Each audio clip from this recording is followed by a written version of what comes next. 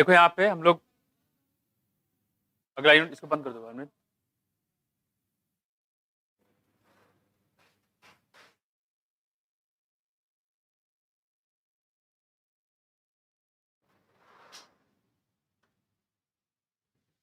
कहाँ चले गए?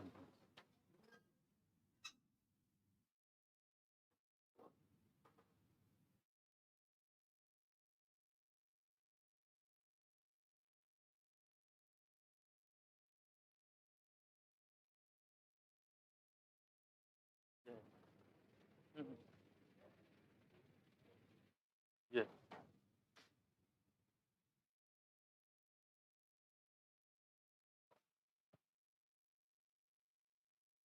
देखो यहाँ पे तो अगली यूनिट हमारे पास है यूनिट 5, और काफी बड़ा यूनिट है ये, है ना? काफी बड़ा यूनिट है, और इस बार जो क्वेश्चन पूछा गया टोटल वो थे पूरे क्वेश्चन 11 क्वेश्चन इससे पूछे गए थे। 11 से 16 क्वेश्चन तक इससे पूछे जाते हैं, इसको ध्यान रखिएगा। मोस्टली हर चैप्टर से 2 क्वेश्चन या 1 क्वेश्चन रहता है, और कभी कभी गैप भी हो जाता है। यहाँ पे कोई चैप्टर यहाँ पे मिस भी हो जाता है, ठीक है? जरा देखो यहाँ पे, तो पहला हम लोग digestion and absorption, breathing and exchange of gases, chapter 8 में बॉडी फ्लूइड, स्कीटी, इस बार स्कीटी सिस्टम से क्वेश्चन गायब हो गया, ठीक? 2 और 1 इससे से रेशियो रहता है।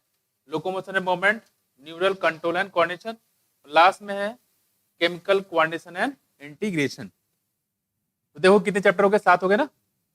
1 2 3 4 5 6 7, कितने? 7 चैप्टर हो गए। तो 7 चैप्टर यहाँ पे है, और खासकर जो क्वेश्चन है वो 11 क्वेश्चन से लेके 16 क्वेश्चन तक से आते हैं, ठीक है? अगर हम बात करें 2022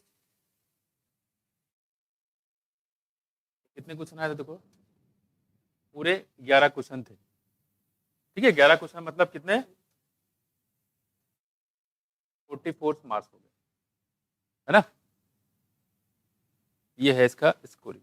तो कहने मतलब ये है कि इसमें चैप्टर ज्यादा है, और क्वेश्चन आप देख रहे हो कि कभी 2 कभी 1 इस टाइप के क्वेश्चन आते हैं। क्लियर हुआ? दूसरी बात करें यहाँ पे कि जो वो आपने देखा अभी मैंने बताया कौन सा आपको, बायोटेक्नोलॉजी, 2 ही चैप्टर हैं, छोटे हैं, लेकिन उससे देखोगे 6 से 7 क्वेश्चन मिल जाएंगे आपको। और इसको देखो 7 चैप्टर मिला के तब 11 क्वेश्चन हो रहे हैं। आप जेनेटिक्स देख लो, करीब 10 से लेकर 12 क्वेश्चन आपको सिर्फ 3 चैप्टर मिल जाएंगे। तो स्कोरिंग के लिहाज से वो ज्यादा आपका स्कोरिंग है ज्यादा। कौन सा? जेनेटिक्स बताया था और बायोटेक वाला बताया था। अब चूंकि हमें पढ़ना सारे हैं तो इसको हम भी हम लोग कवर करेंगे, ठीक? एक बात। दूसरी बात देखो यहाँ पे जो आपके ये कल टेस्ट होगा ना, जेनेटिक है और कौन? बायोटेक। तो ये 5-5 साल क्वेश्चन अभी हम करवा देंगे आपको, ठीक है? लेटेस्ट में 5 साल का आपका जेनेटिक्स का, 5 साल का आपका बायोटेक का। तो लेटेस्ट जो क्वेश्चन आए अभी 5 सालों में, लगभग उसी के बेस पे बात नहीं करो, जो अभी 5 साल क्वेश्चन अभी जो करवाएंगे लगभग उसी के बेस पे हमने अगला आपका टेस्ट रखा है। इस टेस्ट में वैसे ही क्वेश्चन मिलेंगे, उससे बाहर नहीं मिलेंगे। 5 साल के जो अभी लेटेस्ट हैं उसी के बेस पे, ठीक है? मैं आपको बता दूंगा, 1-2 क्वेश्चन थोड़ा सा आपको अलग से कुछ मिलेंगे, ठीक है? वो मैं पहले बता दूंगा आपको, ठीक है? इस टाइप से क्वेश्चन आपसे पूछ सकते हैं, तो उसको थोड़ा सा ध्यान रखना, ठीक है? अभी करवा देंगे, उसमें आपको एक भी क्वेश्चन नहीं मिलेगा जो लगे कि नहीं तो बाहर से पूछ लिया गया है, ठीक है? तो वैसे ही क्वेश्चन आपको बता देंगे। खैर, यहाँ पे हम लोग बात कर रहे थे, यहाँ पे सबसे पहले स्टार्ट करेंगे डाइजेशन और एब्जॉर्प्शन की बात में, ठीक है? तो यहाँ देखो, एक हम लोग बात करें यहाँ पे फिजियो केमिकल जो अप्रोच होता है बायोलॉजी को स्टडी करने का, ठीक है? उसको हम लोग क्या बोलते हैं बच्चे? उसको बोलते हैं हम लोग रिडक्शनिस्ट बायोलॉजी। क्या बोलेंगे? Reductionist biology. This is the physico chemical approach. यहाँ देखो, reductionist approach to study the life form and result in the increasing physico chemical concept. जो फिजिको केमिकल कॉन्सेप्ट होता है स्टडी करने का बायोलॉजी को, उसे बोलते हैं हम लोग रिडक्शनिस्ट बायोलॉजी, ठीक है?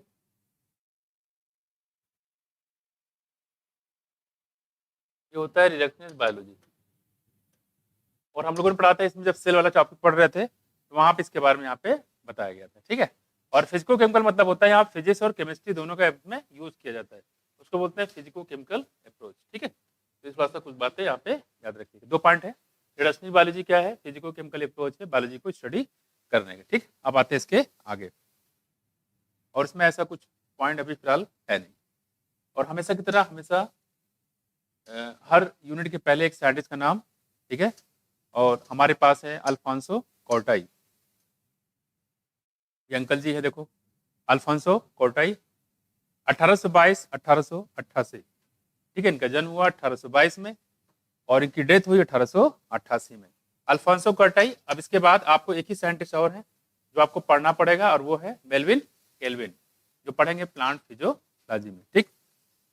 ये हमारे पास अल्फांसो कोर्टाई, याद रखिएगा 1822 और 1888। यहाँ देखो, पहली चीज तो ये कि जो अल्फांसो कोर्टाई थे ये कैसे थे, इटालियन थे और क्या थे, एनाटॉमिस्ट थे, इटालियन एनाटॉमिस्ट थे, इटली के रहने वाले थे, ठीक है।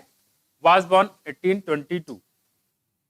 कोर्टाई began his scientific career studying the cardiovascular system, किस पे, कार्डियोवैस्कुलर सिस्टम, किसके, ऑफ रेप्टाइल। तो सबसे पहले इन्होंने कार्डियोवैस्कुलर सिस्टम यानी कि हार्ट पे काम करना शुरू किया, लेकिन किसके, रेप्टाइल के, जिसमें आपके आते हैं कौन से, जैसे कि रेप्टाइल में कौन आते हैं, सांप आ गए, टर्टल आ गए, है कि नहीं, वो सब आते हैं।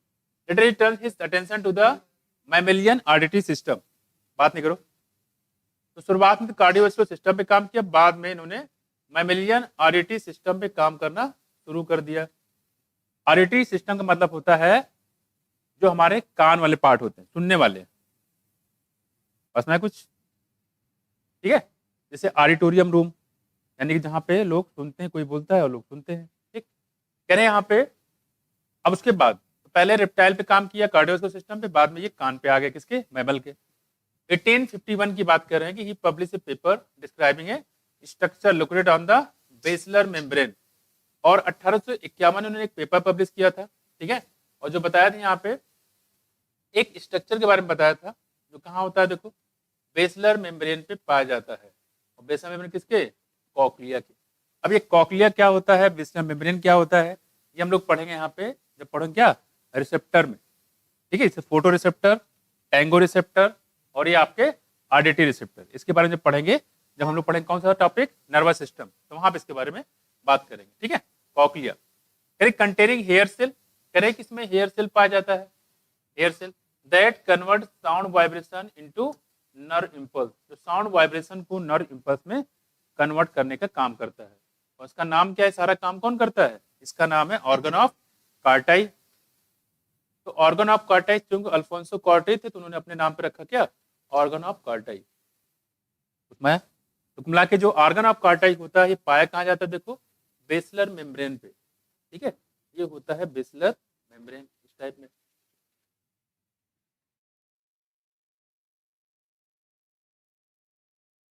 बेसलर मेम्ब्रेन कह रहे हैं कि यहीं पे बेसलर मेम्ब्रेन होता है, ठीक है। और यहाँ पे इसी पे हेयर सेल कुछ पाया जाता है, क्या पाया जाता है, देखो हेयर सेल इस टाइप में कुछ होंगे,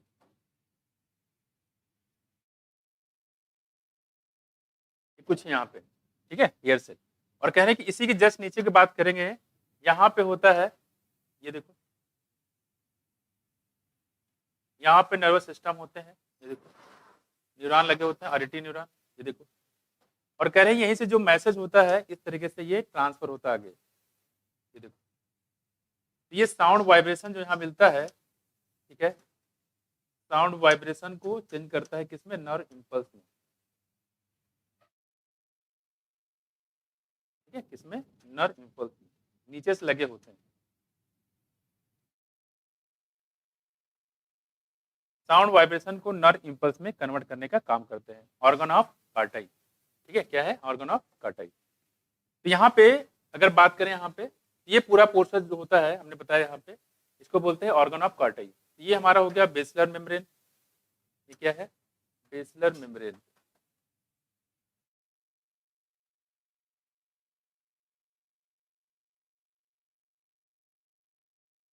ठीक है। तो साउंड वाइब्रेशन को नर्व इंपल्स में कन्वर्ट करने का काम करता है हमारा ऑर्गन ऑफ कार्टाई। और ऑर्गन ऑफ कार्टाई के बारे में बताया किसने से, अल्फोंसो कार्टाई ने। पहली बात देखो, ये क्या थे बच्चे, इटालियन एनाटॉमिस्ट, ठीक है, यानी कि इटली के रहने वाले थे और एनाटॉमिस्ट थे। उनका जन्म हुआ 1822 में, ठीक है। सबसे पहले उन्होंने कार्डियोवैस्कुलर सिस्टम पे स्टार्ट किया, यानी हार्ट पे काम किया, किसके, रेप्टाइल के। बाद में उन्होंने मैमेलियन ऑडिटरी सिस्टम पे यानी कि मैमल के कान पे काम करना शुरू कर दिया। और 1851 में उन्होंने एक बुक लिखी और ऐसे आगे के बारे में बताया जो नर्व इंपल्स को इसमें सॉरी साउंड वाइब्रेशन को नॉर इम्पल्स में काउंट करना। तो जैसे आप जो बोलते हो उसको जाके मैसेज पहुंचाता है आरटीसी सिस्टम पे, वहां पे उस जो आवाज आती है उसको पहचान लेते हैं कि आवाज किस चीज की आ रही है। मैं ये काम कौन करता है? Organ of Corti. कौन करेगा? Organ of Corti. तो organ of Corti sound vibration को नॉर इम्पल्स में कन्वर्ट करने का काम करता है। ठीक, अब देखो यहाँ पे, तो इतनी सी बात है यहाँ पे अल्फोंसो कोर्टाई के बारे में, बहुत ज्यादा इसमें पूछा नहीं गया अभी तक। ठीक है, अभी क्वेश्चन पूछा नहीं गया। ठीक है, ऑर्गन ऑफ कार्टाई, ऑर्गन ऑफ कार्टाई बाकी अलग से मिलेगा, इसको पढ़ाते ही है, तो ऐसा इसमें से अलग क्वेश्चन ऐसा आया नहीं अभी तक। हो गया बच्चे? अब देखो, लेकिन इन्फॉर्मेशन आपको पता होना चाहिए मोटा मोटा कि अल्फोंसो कोर्टाई की जन्म कब हुआ था, इनकी डेथ कब हुई, 1822 1888, डच 66 साल के बाद। कहाँ के रहने वाले थे? इटली के रहने वाले थे। क्या थे? एनाटोमिस्ट थे। सबसे पहले काम कहाँ किया? कार्डियोवैस्कुलर सिस्टम किसके? रेप्टाइल पे। बाद में किस पे काम किया? ऑर्गन ऑफ कार्टाई किसके? मैमल के। ठीक है, और 1851 में बुक पब्लिश किया था, उसके बारे में ये चीजें बताई थी। अब बात करते हैं, हमारा पहला चैप्टर है डाइजेशन और एब्जॉर्प्शन की। ठीक, इसमें जो लगातार क्वेश्चन आ रहे हैं वो एब्जॉर्प्शन से क्वेश्चन आ रहे हैं, डाइजेशन से कम, एब्जॉर्प्शन से ज्यादा आ रहे हैं। ठीक, तो देखो यहाँ पे क्या है, यहाँ पे जैसे हम लोग बात करते हैं यहाँ पे कि जो रोटी की बात करते हैं, क्या रोटी, रोटी हम लोग देखें डायरेक्टली, रोटी अगर मान लो कोई किसी की रोटी बन गया उसको पेट में डाल दो फाड़ के, तो क्या होगा रोटी का? उससे कुछ एनर्जी मिलेगी? नहीं मिलेगी। क्यों? क्योंकि रोटी का डाइजेशन नहीं होगा। क्या होगा? रोटी का डाइजेशन नहीं हुआ। तो कहने मतलब डाइजेशन का सिंपल मतलब होता है जो भी कॉम्प्लेक्स मॉलिक्यूल होते हैं, कार्बोहाइड्रेट, प्रोटीन, बस में इसको तोड़ देना, और इस स्टेप तक तोड़ देना जिससे कि आसानी से हमारे इंटेस्टाइन उसको एब्जॉर्ब कर सके, इसी को हम लोग बोलते हैं क्या? डाइजेशन। तो कॉम्प्लेक्स मॉलिक्यूल को सिंपलर मॉलिक्यूल में तोड़ दे, ठीक है, जिससे कि हमारी इंटेस्टाइन उसको एब्जॉर्ब कर ले, इसी को बोलते हैं हम लोग डाइजेशन। डाइजेशन हो जाएगा, उसके बाद क्या होगा इसका? एब्जॉर्प्शन। ठीक, हमने खाना खाया, खाना खाने के बाद रोटी हो गया, आपने चावल खाया, दाल खाया, डाइजेशन के माध्यम से, जैसे मान लो कार्बोहाइड्रेट, रोटी खाया आपने, उसमें क्या मिलेगा? कार्बोहाइड्रेट। चावल खाया, क्या मिलेगा? कार्बोहाइड्रेट। उस कार्बोहाइड्रेट को तोड़ दिया जाए किसमें? ग्लूकोज में। ग्लूकोज सबसे छोटा यूनिट होता है, और इस ग्लूकोज को फिर कहाँ दिया गया एब्जॉर्प्शन करके? ब्लड में। और ब्लड में डालने के बाद ये ग्लूकोज पूरी बॉडी में रोटेट करता रहता है, बोलता रहता है किसी ग्लूकोज चाहिए, चाहिए किसी को, उधर लीवर चिल्लाएगा नहीं हमको चाहिए, किडनी चिल्लाएगा हमको चाहिए, हार्ट कहेगा हमको दे दो, तो सब लोग मांगते रहते हैं, वो उसको बांटता रहता है कॉर्न के साथ, पूरे ब्लड में ये घूमता रहता है। वैसे आपने मान लो सपोज दाल खाया, दाल में क्या होगा? प्रोटीन। प्रोटीन टूटे किसमें? Amino acid. अब ये अमाइनो एसिड टूटेगा तो कहाँ जाएगा? ब्लड। जो कुछ भी एब्जॉर्प्शन होता है कहाँ जाता है? ब्लड। और ये ब्लड में फिर वही कहानी चलती रहती है, ठीक, घूमता रहता है। जिस आर्गन को जिसको चाहिए होता है तुरंत बोल देगा भाई हमको चाहिए, हमारे यहाँ कमी है, तुरंत उसको दे देगा। ये काम करता है ब्लड। दूसरी बात, जैसे हमने बताया फैट के बारे में, तो फैट टूटे किसमें? फैटी एसिड और ग्लिसरॉल में। बस में अलग बात है कि फैटी एसिड डायरेक्टली एब्जॉर्ब नहीं हो सकता, इसको हम लोग काइलोमाइक्रोन में चेंज करते हैं, प्रोटीन के लेयर से उसको कवर करते हैं, क्योंकि ये कैसा होगा? हाइड्रोफोबिक होगा, जल्दी से एब्जॉर्प्शन हो नहीं पाएगा। उसमें तो ये जाएगा फैटी एसिड में, ये भी ब्लड में माध्यम रहेगा, तरह रहेगा, वहाँ बोलेगा भाई किसी को फैटी एसिड चाहिए, कहेगा हाँ चाहिए, स्किन पूरी डिजेनरेट कर रही है, उसको हमें बनाना है, तो क्या हो जाएगा? उसको ये दे देगा। ये पूरा कहानी होता है। देखो, तो एब्जॉर्प्शन हमारा ज्यादा इंपॉर्टेंट टॉपिक है। देखो क्या कह रहे हैं आप, कह रहे कि food is one of the basic requirement of all living organism. जितने भी लिविंग ऑर्गेनिज्म होता है, फूड सबसे बेसिक रिक्वायरमेंट होता है। चल, इसे पढ़ने क्या वाले हम लोग? डाइजेस्टिव सिस्टम पढ़ेंगे, डाइजेशन ऑफ फूड पढ़ेंगे, एब्जॉर्प्शन ऑफ डाइजेस्टेड प्रोडक्ट, और डिसऑर्डर पढ़ेंगे डाइजेशन से। डिसऑर्डर के बारे में बता दें जानकारी के लिए कि 2017 के बाद, 2017 के बाद अभी तक इसमें से कोई क्वेश्चन नहीं आया। 18, 19, 20, 21, 22, 5 साल हो गए, डिसऑर्डर से क्वेश्चन नहीं आया है। ऐसा लग रहा है कि सिलेबस से ही इसको हटा दिया गया है, मैं कुछ 17 के बाद, लेकिन फिर भी हमें पढ़ना है। यहाँ देखो, इसमें जो क्वेश्चन छूटा है, वो जो आता है, सबसे इंपॉर्टेंट आपका टॉपिक ये है 10.3। तो जब ये पढ़ाएं और ध्यान से इसको देखिएगा। ठीक, देखो कह रहे कि फूड जो है किसी भी लिविंग ऑर्गेनिज्म का मेन प्रोडक्ट होता है, चाहे कोई भी organism. Major component of our food are, अगर हम देखें कि हमारे फूड में मेजर कंपोनेंट क्या होता है, देखो कार्बोहाइड्रेट होता है, भाई रोटी है, चावल है, रोटी का अमाउंट ज्यादा होता है, चावल का अमाउंट ज्यादा होता है, ठीक है, तो मेजर फूड क्या है? कार्बोहाइड्रेट। दूसरा देखो क्या बच्चे? प्रोटीन। तीसरा क्या बच्चे? फैट। कार्बोहाइड्रेट, प्रोटीन और फैट है। साथ साथ में कह रहे हैं कि इसमें विटामिन भी होता है, लेकिन विटामिन एनर्जी का सोर्स नहीं होता है, लेकिन हाँ एनर्जी प्रोवाइड करने में हेल्प करता है, एनर्जी प्रोवाइड करने में हेल्प करता है, लेकिन एनर्जी का सोर्स कभी विटामिन नहीं होते हैं। दूसरा देखो, विटामिन हो गया और साथ में मिनरल हो गए, are required in small quantity, इसकी रिक्वायरमेंट हमें कम होती है लेकिन चाहिए होता है। ठीक, बेसिकली रिक्वायरमेंट किसकी हमें, कार्बोहाइड्रेट, प्रोटीन और फैट की, साथ साथ विटामिन और मिनरल की रिक्वायरमेंट तो होती है लेकिन बहुत ही कम अमाउंट में चाहिए होता है। फूड प्रोवाइड एनर्जी, जो फूड होता है हमें उससे क्या मिलता है बच्चे, एनर्जी मिलेगी। ठीक है, an organic material for growth and repair of tissue, और साथ साथ में ऑर्गेनिक मटेरियल जैसे कि प्रोटीन हो गया जो ग्रोथ के लिए जरूरी है और टिश्यू की रिपेयरिंग करने के लिए जरूरी है। प्रोटीन की बात कर रहे हैं, अगर प्रोटीन नहीं मिलेगा तो बॉडी ग्रोथ नहीं हो पाएगी, है ना। तो ग्रोथ के लिए और बॉडी में जो रिपेयरिंग होता है, कोई मान लो कोई चोट लग गया तो उसको फिर से घाव को भरने में हेल्प करता है। इसके अलावा जो हमारे पास वाटर भी होता है, वाटर भी takes plays important role in the metabolic process and also prevent dehydration, और ये डिहाइड्रेशन से बॉडी को बचाता है। डिहाइड्रेशन मतलब पानी की कमी से होने से बचाता है। ठीक, बायो मैक्रोमोलेक्यूल की बात करें, food can not be utilize by our body in their original form, यानी जो बायो मैक्रोमोलेक्यूल है यानी कि जो कार्बोहाइड्रेट है, जो प्रोटीन है, जो फैट है, एज इट इज इसको हमारी बॉडी एब्जॉर्ब नहीं कर सकती है। तो क्या करना पड़ेगा इसको, क्योंकि बहुत बड़े बड़े मालकूल है, क्या करना पड़ेगा, इसको तोड़ना पड़ेगा। क्या करना पड़ेगा, तोड़ना पड़ेगा। देखो, biomacromolecule in our food can not be utilized in our body in their original form, they have to be broken. तो बायोमैक्रोमोलेक्यूल जो होता है हमें क्या करना पड़ेगा, तोड़ना पड़ेगा। Biomacromolecules have to be broken down and converted into simple substance in the digestive system, और सिंपल सब्सटेंस को तोड़ दिया जाएगा। ठीक, आसानी से एब्जॉर्ब हो जाएगा। दूसरी बात करें यहाँ पे कि जो प्रोसेस होता है, this process of conversion of complex food substance into simple absorbable form, इसी को हम लोग बोलते हैं डाइजेशन। कॉम्प्लेक्स फूड सब्सटेंस को सिंपल एब्जॉर्बल फॉर्म में तोड़ देंगे, इसी हम लोग क्या बोलेंगे, digestion. And is carried out by our, और ये किसके द्वारा होता है, इसके लिए प्रॉपर तरीके से हमारी बॉडी में होते हैं क्या, डाइजेस्टिव सिस्टम होते हैं। ठीक है, कैसे होता है, डाइजेस्टिव सिस्टम होता है by mechanical and biochemical method, mechanical and biochemical method. Biochemical का मेथड ये मतलब है यहाँ पे एंजाइम की जरूरत पड़ती है। याद है, जैसे स्टार्च को डाइजेशन करना हो तो कौन सा एंजाइम चाहिए, फ्लावरी एमाइलेज या टाइलिन बोल सकते हो, है ना, लिमिट डेस्टिन, बहुत सारे नाम इसके। तो एंजाइम है, इसलिए बोला गया बायोकेमिकल मेथड, क्योंकि आप उसको दांत की मदद से कुचलते हो, ग्राइंड करते हो खाने को, इसलिए क्या बोलते हैं, कैसा प्रोसेस है, देखो मैकेनिकल है। ठीक है, मैकेनिकल में आप क्या यूज करते हो, आप टीथ यूज करते हो, दांतों की मदद से आप इसको कुचलते हो। ठीक, डाइजेशन तो मैकेनिकल, और इसलिए बोला गया बायोकेमिकल मेथड। बायोकेमिकल मेथड इसलिए क्योंकि इसमें एंजाइम यूज करते हो, मैकेनिकल इसलिए क्योंकि दांतों की मदद से उसको आप पीसने का काम करते हो। ठीक, अब देखो यहाँ पे, तो ये कुछ बात हम लोग यहाँ पे कर रहे हैं, तो डाइजेस्टिव सिस्टम की मदद से हम लोग सारा ही काम करते हैं। फिर से बता दो कि फूड, कोई भी ऑर्गेनिज्म है उसका मेन कंपोनेंट होता है, कोई भी ऑर्गेनिज्म हो, कीड़े मकोड़े, मच्छर, खरगोश, कुछ भी हो, उसको आपको फूड चाहिए होता है सबको।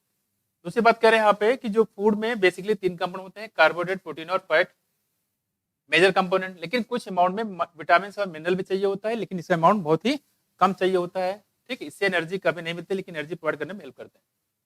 दूसरी बात करें जो फूड होता है, ठीक है, वो ऑर्गेनिक मैटर होते हैं, हो सकते हैं, जैसे कि प्रोटीन होता है, वो हमारी बॉडी की ग्रोथ में, साथ में अगर मान लो कहीं घाव हो गया, चोट लग गया, उसको रिपेयर करने में हेल्प करते हैं। ठीक, दूसरी बात जो पानी होता है, पानी का भी रोल होता है, हमारी बॉडी में डिहाइड्रेशन से बचाती है। ठीक, ये जो बायोमैक्रोमोलेक्यूल होता है उसको हमें तोड़ना पड़ता है सिंपल सब्सटेंस में, जिससे क्या होता है, हमारी बॉडी इसको आसानी से एब्जॉर्ब कर सके। अब कहीं इसी प्रोसेस को, जिसमें कॉम्प्लेक्स फूड को हम लोग सिंपल एब्जॉर्बल सब्सटेंस में तोड़ देते हैं, इसी को हम लोग बोलते हैं क्या, डाइजेशन। क्या है, डाइजेशन। तो डाइजेशन कैसा प्रोसेस है बताओ, ये मैकेनिकल प्रोसेस है कि बायोकेमिकल प्रोसेस है, क्या बताओगे, दोनों होते हैं, मैकेनिकल भी और बायोकेमिकल। मैकेनिकल इसलिए क्योंकि दांतों की मदद से इसको आप ग्राइंड करते हो, पीसते हो, और बायोकेमिकल इसलिए क्योंकि इसमें आप एंजाइम का यूज करते हो। ठीक, तो ये कुछ बातें हम लोग यहाँ पे कर रहे थे जनरल डाइजेशन और एब्जॉर्प्शन के बारे में। अब देखो कह रहे हैं कि जो डाइजेस्टिव सिस्टम होता है, human digestive system consist of the, अब डाइजेस्टिव सिस्टम की बात करें ह्यूमन की, तो डाइजेस्टिव सिस्टम में बेसिकली क्या क्या आता है, देखो इसमें आता है एलिमेंट्री कैनाल नंबर 1, दूसरा आता है एसोसिएटेड ग्लैंड। तो डाइजेस्टिव सिस्टम में 2 चीजें हम लोग पढ़ेंगे, पहला एलिमेंट्री कैनाल, दूसरा एसोसिएटेड ग्लैंड। ठीक, एलिमेंट्री जो कैनाल होता है स्टार्ट हुआ कहाँ से, माउथ से खत्म हुआ कहाँ पे, एनस पे। और यहाँ बात करें एसोसिएटेड ग्लैंड, इसमें आपका आता है लीवर, पैंक्रियाज और सलावरी ग्लैंड। सलावरी ग्लैंड कितने होंगे? 3 पेयर होंगे, ठीक। ये हमारे एसोसिएट ग्लैंड होते हैं। तो ये हम लोग बात करें आगे। अब देखो जरा, तो एलिमेंट्री कैनाल पहले पढ़ेंगे, फिर क्या पढ़ेंगे? एसोसिएटेड ग्लैंड पढ़ेंगे। तो सबसे पहले क्या पढ़ेंगे हम लोग? Alimentary canal. हम लोगों ने मशरूम ग्लैंड कहाँ पढ़ा था? अर्थवा में, मेल में कि फीमेल में? मेल में। और कोलेटरी ग्लैंड और फैली ग्लैंड मेल में। याद है मतलब? देखो फेलोमियर कहाँ बताया था? मेल में। लेफ्ट की राइट? राइट के डॉर्सल के वेंट्रल? वेंट्रल, ठीक है, वेरी गुड। ऐसे याद होना चाहिए फटाफट। देखो तुम लोग तोड़ के रख दोगे नीट को। आते हैं हम लोग पास एलिमेंट्री कैनाल के बाद। देखो देखो ध्यान से, alimentary canal. The alimentary canal begins with in, ये ऐसे चैप्टर जिसमें से 2 क्वेश्चन फिक्स है, बाकी चैप्टर में ऐसा कोई फिक्स नहीं है। कहो एक क्वेश्चन आए, कहो ना आए, लेकिन हाँ ओवरऑल बात करेंगे 11 से 15 क्वेश्चन, 16 क्वेश्चन मिलेंगे आपको। देखो कह रहे हैं यहाँ पे the alimentary canal begins with the interior opening. ये इंटीरियर ओपनिंग से स्टार्ट होता है, ध्यान रखिएगा, काफी समय हो गया। हाँ ये देखो, यहाँ पे बात करें बच्चे, देखो ये इंटीरियर है और ये पोस्टीरियर है, ठीक है। उसके ये वाला वेंट्रल है और पीछे वाला क्या हो जाएगा? डॉर्सल हो जाएगा, ठीक है, ये है। और ये क्या हो जाएगा? लेटरल। लेटरल ये देखो, जब आप पढ़ोगे, जब आप मेडिकल कॉलेज में जाओगे, ठीक है, 5-6 महीने में, तो उसमें कई वैल्यूम मिलेंगे आपको। एक मिलेगा आपको बीडी चिरसिया की आती है एनाटॉमी बुक, उसमें 0 वैल्यूम से लेकर 3 वैल्यूम होते हैं। 0 वैल्यूम में आपको सिर्फ यही बताया जाता है कि आप इसकी पोजीशन क्या है, इंटीरियर क्या होता है, पोस्टीरियर क्या होता है, लेटरल क्या होता है, डॉर्सल क्या होता है, ठीक है, वेंट्रल क्या होता है, क्योंकि एनाटॉमी में यही वर्ड बार बार यूज किए गए हैं, इंटीरियर, पोस्टीरियर, वेंट्रोडॉर्सल, लेटरल, वेंट्रल, इस तरीके से वर्ड यहाँ पे यूज किए गए। तो अगर इसका पोजीशन पता नहीं कर पाओगे तो आपको समझ नहीं पाओगे। देखो कह रहे कि ये माउथ हमारा कहाँ है बच्चे? Interior portion. कहाँ पे? Interior portion. यहाँ देखो interior opening of the mouth. तो कह रहे कि जो इंटीरियर पे स्टार्ट होता है, कहाँ स्टार्ट होता है? इंटीरियर पोर्शन पे। देखो और पहला क्या बच्चे? माउथ। पहला क्या है? माउथ, ठीक है। And it is open out posteriorly through the anus. Posteriorly कहाँ जाएगा? एनस पे। देखो पोस्टरली कहाँ पे? एनस पे। The mouth lead to the buccal cavity. Mouth के बाद अगला जो पोर्शन आता है हमारा कौन सा बच्चे? बक्कल कैविटी, या इसी को नाम क्या है? ओरल कैविटी, ठीक है। नंबर 2, हम लोगों ने जब कॉकरोच पढ़ा था, कॉकरोच में माउथ में बाहर से अंदर, बताओ सबसे पहले माउथ था, फिर क्या था? फेरिंक्स के बाद क्या था? इसोफेगस के बाद क्या था? क्रॉप के बाद क्या था? गिजार्ड के बाद क्या था? इलियम, फिर क्या था? कोलम, उसके बाद आईसीआर, इलियम, कोलम और, ठीक है। ऐसे देखो कह रहे बक्कल कैविटी हो गया या ओरल कैविटी हो गया, ठीक है। दूसरी बात देखो, the oral cavity has a number of teeth. आप ओरल कैविटी में देखो तो बहुत सारे इसमें टीथ पाए जाते हैं, number of teeth. And is a muscular tongue, और यहाँ पे मस्कुलर टंग पाए जाते हैं। अगर आप देखोगे टीथ होगा और टंग होते हैं, ठीक है। यानी कि जब आप देखोगे तो कुछ इस टाइप से यहाँ पे ऐसे लगे रहते हैं, और यहाँ पे जहां से लगे होते हैं इसको बोलते हैं फ्रेनुलम लिंगुआ। अभी आएगा उसमें रिवनस।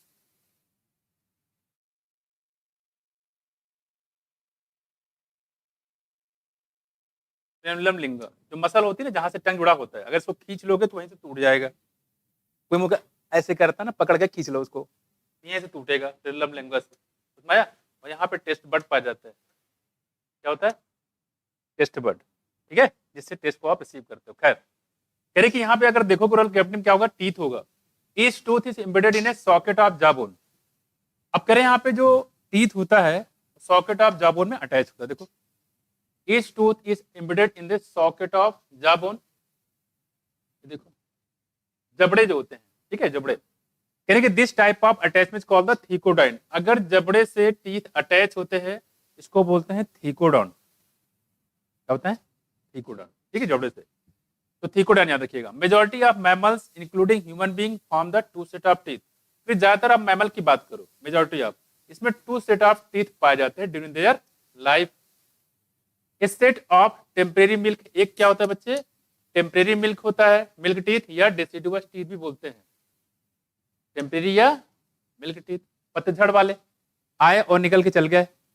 तो पहले जो दांत निकलते हैं वो कैसे होते हैं? डेसिडुअस होते हैं, निकलेंगे और खत्म करेंगे। बच्चे होते हैं टॉफी चॉकलेट खा के दांत पूरा खराब कर लेते हैं। माँ बाप भी कहते हैं अरे खाने तो दूध के दांत वैसे भी निकल जाएगा, तो खा के निकाले, है कि नहीं? ऐसा नहीं है, जबड़े खराब हो तो दांत दोबारा निकलेंगे नहीं।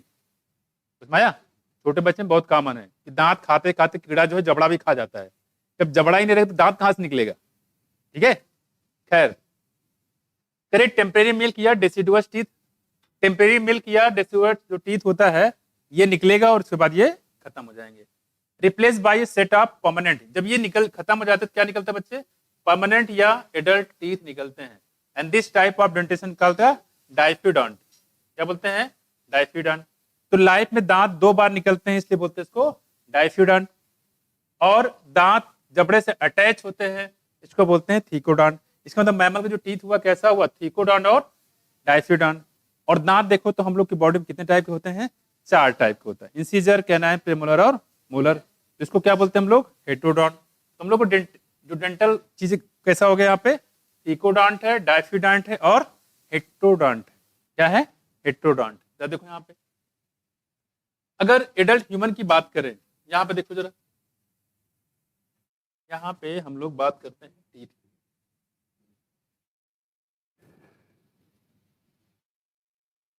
चलो मैं इधर नीचे ही करा दूंगा, देखो ठीक है। तो अगर देखो इधर बात नहीं करो, तो कहने का मतलब ये हो गया कि अगर जबड़े से दांत अटैच होते हैं तो क्या बोलेंगे हम लोग? थीकोडॉन्ट कहीं भी। और लाइफ में दांत 2 बार निकलते हैं इसको बोलते हैं हम लोग डाइफ्यूडॉन्ट। पहले जो दांत निकलते हैं टेम्परेरी या मिल्क टीथ या deciduous teeth. Temporary teeth, milk teeth या डेसिडुअस टीथ। जो बाद में निकलते हैं उनको बोलते हैं हम लोग क्या? एडल्ट टीथ, है ना? क्या बोलते हैं इसको? एडल्ट टीथ भी बोल सकते हैं या परमानेंट टीथ भी इसको बोल सकते हैं। ठीक, अब तो देखो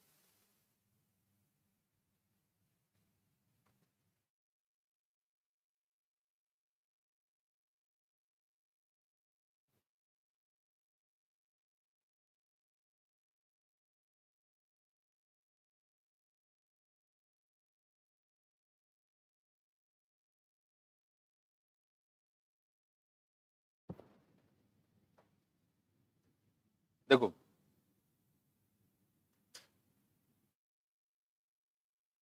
अगर इसको समरी बनाए, देखो सबसे पहले ह्यूमन हम कर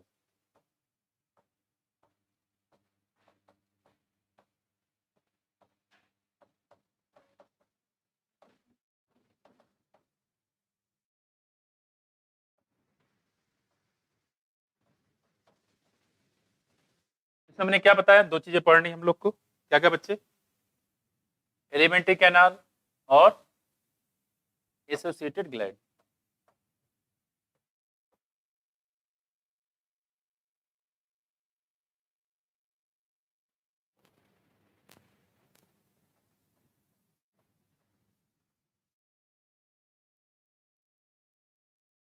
ठीक, तो देखो एलिमेंट्री कैनाल की बात करते हैं यहाँ पे। तो ये स्टार्ट होते हैं बच्चे कहाँ से? माउथ से। माउथ के बाद क्या आएगा बच्चे? Buccal cavity. बक्कल कैविटी की ये से दूसरा नाम क्या है? Oral cavity.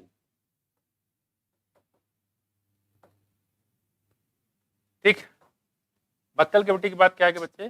फेरिंग्स। इसके बाद क्या आएगा बच्चे? बोलो। इसोफेगस। इसके बाद क्या आएगा बच्चे? मक। इसके बाद क्या आएगा? Small intestine.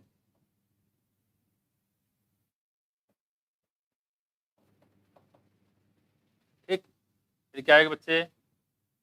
Large intestine.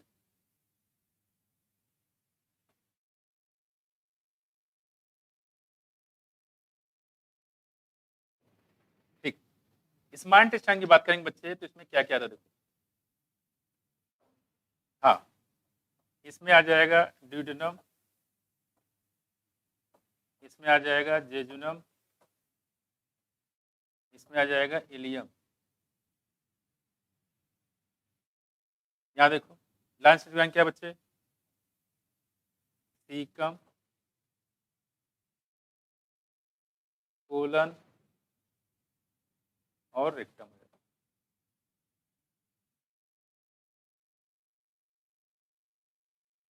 ठीक है, और लास्ट में बच्चे जाते हैं यहाँ पे एनस।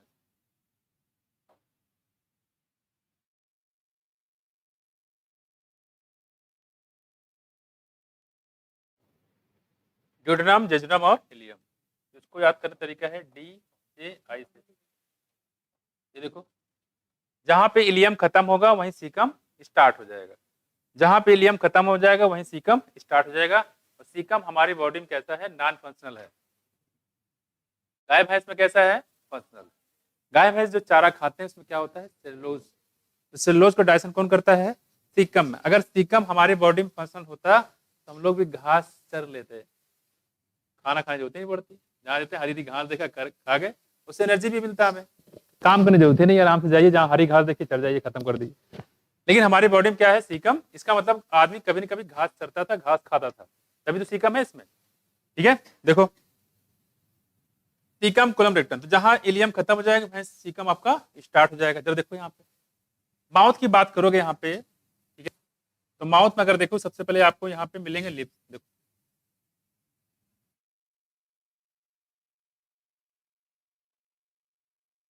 बात नहीं करो बच्चे, ठीक, लिप्स हो गया। बक्कल कैविटी मैंने बताया, एक टीथ के बारे में बताया था, किस बारे में, टीथ। यहाँ पे हम लोग बेसिकली जो पढ़ना है वो किसके बारे में, टीथ के बारे में। टीथ यहाँ पे देखो तीन बातें हैं, कह रहे कि यहाँ पे जो हम लोग को जो टीथ होता है जबड़े में अटैच होता है, इसको क्या बोले बच्चे, इसको बोलते हैं हम लोग थीकोडॉन्ट। और हम लोग को जो टीथ होता है लाइफ में कितनी बार निकलता है, 2 बार, इसको क्या बोलते हैं, डाइफाइडेंट।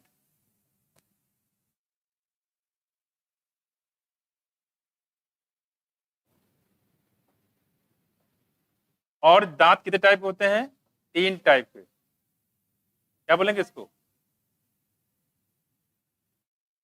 एटोडॉन। ठीक है, जरा देखो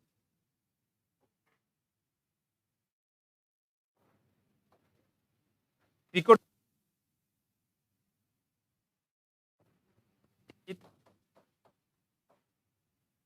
अटैच विथ जा,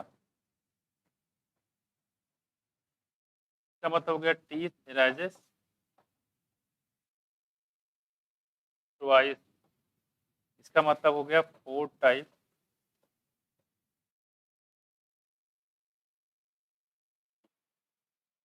और 4 टाइप में कौन कौन है बच्चे, बोलो, इंसाइजर, कैनाइन, प्रेमोलर और मोलर। ठीक है, इंसीजर, कैनाइन, प्रेमोलर और मोलर। अगर हम बात करें डेंटल फार्मूला की, इसके बाद आता है इसमें डेंटल फार्मूला। देखो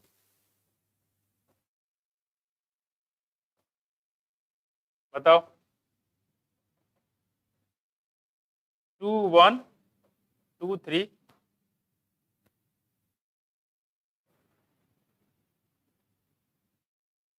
2 1 2 3, देखो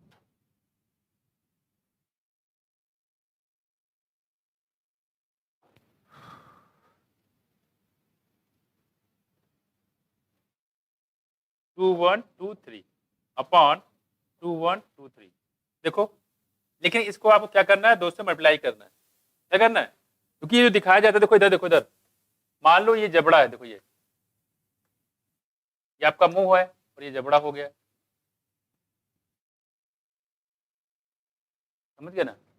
तो ये जो दिखाया गया बच्चे, ये क्या दिखाएगा, ये इधर का पोर्शन दिखाएगा, इतना, देखो ये इतना, इसका इन्होंने बताया, देखो ऐसे, ये मान लो यहाँ इंसीजर है, कैनाइन है, प्रेमोलर है और क्या है, मोलर। ये देखो ऐसे, ये इंसीजर है, कैनाइन है, प्रेमोलर है और मोलर, ये कहानी है। तो ये तो एक आधा इधर रहेगा, आधा इधर भी रहेगा, जितना इधर है उसको 2 से मल्टीप्लाई कर दो। तो हमने सिर्फ इसका लिखा, देखो 2 1 2 3 2 1 2 3, समझाया। और 2 से मल्टीप्लाई कर दो कितने निकल के आएंगे 32। कैसे देखो 2 2 जा 4, 2 1 जा 2, 2 2 जा 4, 2 3 जा 6, तो कितना हो गया 4 2 6, 6 4 10 और 10 6 16, 16 16 32। सुना है कुछ? तो यदि को 2 से मल्टीप्लाई कर दो तो पूरा निकल के आ जाएगा। ये ध्यान रहे किसमें है बच्चे, ये एडल्ट में है। किसमें? एडल्ट में है।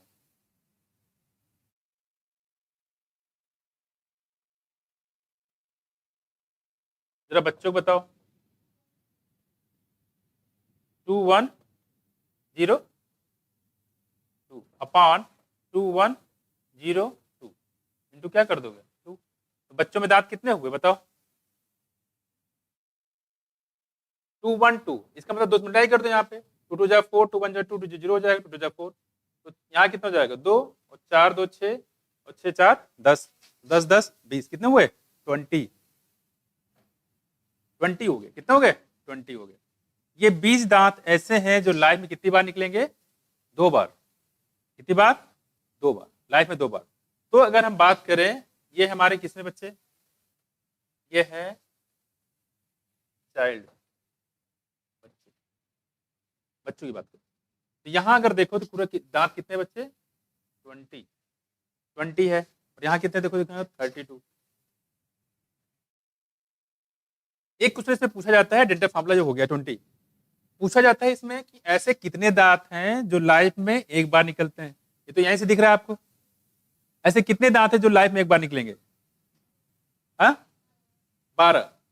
भाई ये तो 2 बार निकलने वाले हैं लेकिन लाइफ में एक बार निकले कितने 12। अब ये पूछे जाते हैं कि 12 में कौन कौन है बच्चे। जो ये लिखा है देखो इधर देखो, ये इंसीजर है,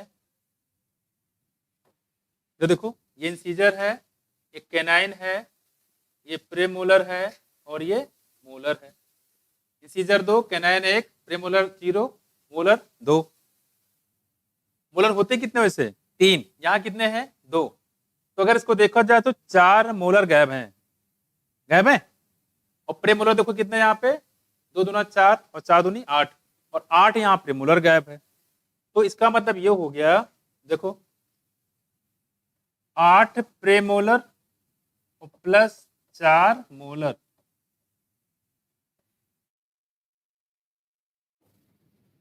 ठीक है, ये नहीं पाए जाते हैं किसमें मिल्क टीथ में। इसको चाइल्ड मत बोलो, इसको मिल्क टीथ बोलते हैं। ठीक है चल ठीक है। यहाँ देखो क्या है, ये हो जाएंगे पूरे 12। तो 12 जो होते हैं ये कैसे होते हैं, सिर्फ एक बार होते हैं।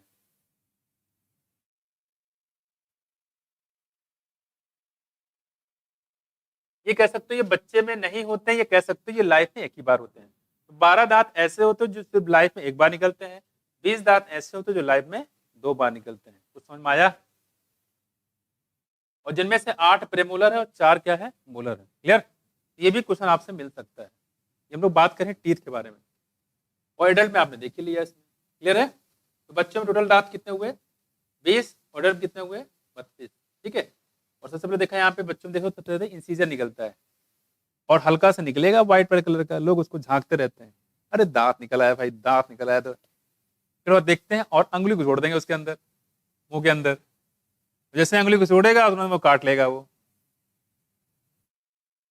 हो गया। बच्चों को दांत काटने में मजा आता है देखो। तो अगर दांत जबड़े से अटैच हो क्या बोलेंगे इसको टिकोडॉन। लाइफ में दांत 2 बार निकलता है इसको क्या बोलेंगे डाइफेडांट। और ये 4 टाइप को इसको बोलते हैं हम लोग हेट्रोडॉन, इंसीजर, कैनाइन, प्रेमोलर और मोलर।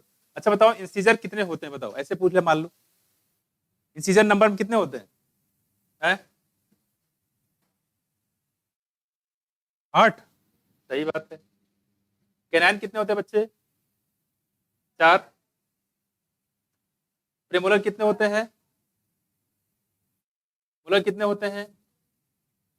सही है। ये देखो ये तो इंडिविजुअल भी आपसे पूछ सकता है। इंडिविजुअल बताओ, एक आदमी जा रहा था उसका एक्सीडेंट हो गया और कैनाइन प्रेमोलर उड़ गए। कैनाइन सॉरी एक्सीडेंट होगा तो इंसीजर उड़ता है, उड़ेगा जाता है। इंसीजर और कैनाइन उड़ गया है, उड़ गया मतलब टूट गया है। तो बताओ उसके पास कितने दांत हैं और कौन कौन से हैं बताओ। नंबर में कितने दांत बचे हैं? ये बच्चे 12 हैं। पहले पहले कितने दांत बचे हैं क्या बताओगे? 20 दांत बचे, ठीक है। और 20 दांत में कौन कौन बताओ? 8 प्रीमोलर है और 12 ये बचे हुए हैं। क्या उड़ गया? इंसीजर और कैनाइन। तो ऐसे भी क्वेश्चन जो है पूछ सकते हो, याद रहेगा आपको। तो कैसे भी क्वेश्चन पूछ के मैंने कर दिया पूरा पोस्टमार्टम, ठीक है। अब इससे कुछ बचा नहीं है। तो हम लोग को जो मैमल की बात करेंगे, तो दांत कैसा होता है? थीकोडान, डायफेडान और एटोडान, ये ध्यान रखिएगा, ठीक है। और इस सीक्वेंस याद रखिएगा। देखो, mouth, buccal cavity, oral cavity, pharynx, oesophagus, stomach. बात नहीं करो। स्टमक के बाद क्या आएगा बच्चे? Small intestine. उसके बाद क्या आएगा? Large intestine. फिर क्या आएगा? एनस, है ना। देखो यहाँ पे ये माउथ, बक्कल कैविटी, फेरिंग 4 और ये 5, ठीक है। और ये हो गया 6 और ये जाएगा 7 और ये जाएगा। ये सीक्वेंस आपको पता होना चाहिए। स्मॉल इंटेस्टाइन में ड्यूडेनम, जिजोनम, इलियम, डीजीआईएस याद कर लीजिएगा। और सी का कोलम रेक्टम होता है यहाँ पे, ठीक है। ड्यूडेनम, जिजोनम और इलियम। क्लियर है? हो गया? आगे बढ़े। हाँ, इसमें जो 8 प्रेमोलर है और 4 मोलर है, ये वो दांत हैं जो बच्चों में नहीं पाए जाते, ब्रेक टीथ में नहीं आते। मैं ये एक ही बार लाइफ में निकलेगा, ठीक है। तो 12 दांत लाइफ में एक ही बार निकले, जिसमें से 8 प्रेमोलर है, 4 मोलर। किसी एग्जाम में भी जल्दी पूछा गया था ये पूछा गया, ध्यान रखिएगा। कितने दांत है जो एक बार निकलते हैं लाइफ, और कितने दांत है जो 2 बार निकलते हैं? तो कितने दांत निकलते हैं लाइफ में एक बार? 12 दांत, जिसमें 8 प्रेमोलर है और 4 मोलर है।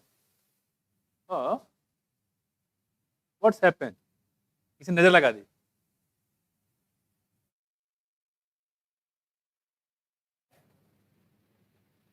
कहाँ गए हो गया यार?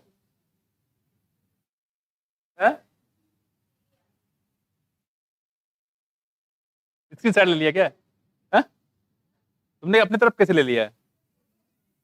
अच्छा, स्क्रीन साइड लिया होगा ना। अरे यार, ये गलत कैसे हो गया? कोई बात नहीं, आपको याद तो हो गया। क्या गायब हो गया? कोई बात नहीं, उसमें है ना यूट्यूब पे स्कैन करके नोट कर लेना, कोई दिक्कत नहीं, ठीक है। चलो देखो, खैर इसको हम मिटाने वाले भी थे वैसे भी, ठीक है। अब याद तो हो ही गया है, मतलब कोई हमारा सपोर्ट कर रहा है, गुड। ये भाई साहब को देख लो जरा, टहल रहे हैं यहाँ पे, देखो। उसमें कई चीज और बताना था। देखो मैंने आपको बता दिया, एलिमेंट्री कैनाल तो पूरी पोस्टमार्टम कर दिया। अब पोस्टमार्टम करते हैं हम लोग, कौन सा था? एसोसिएटेड ग्लैंड, उसको भी देख लो। जिन लोगों ने नोट कर लिया होगा देख लेते हैं।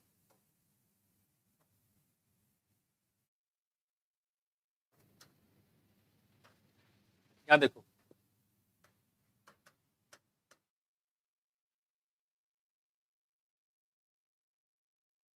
एसोसिएटेड ग्लैंड, इसमें देखो 3 है।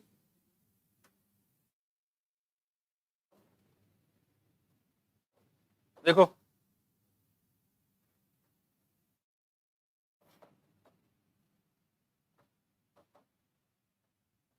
स्लावरी ग्लैंड, क्या बच्चे? स्लावरी ग्लैंड। दूसरा देखो क्या है? पैंक्रियास। और क्या बच्चे?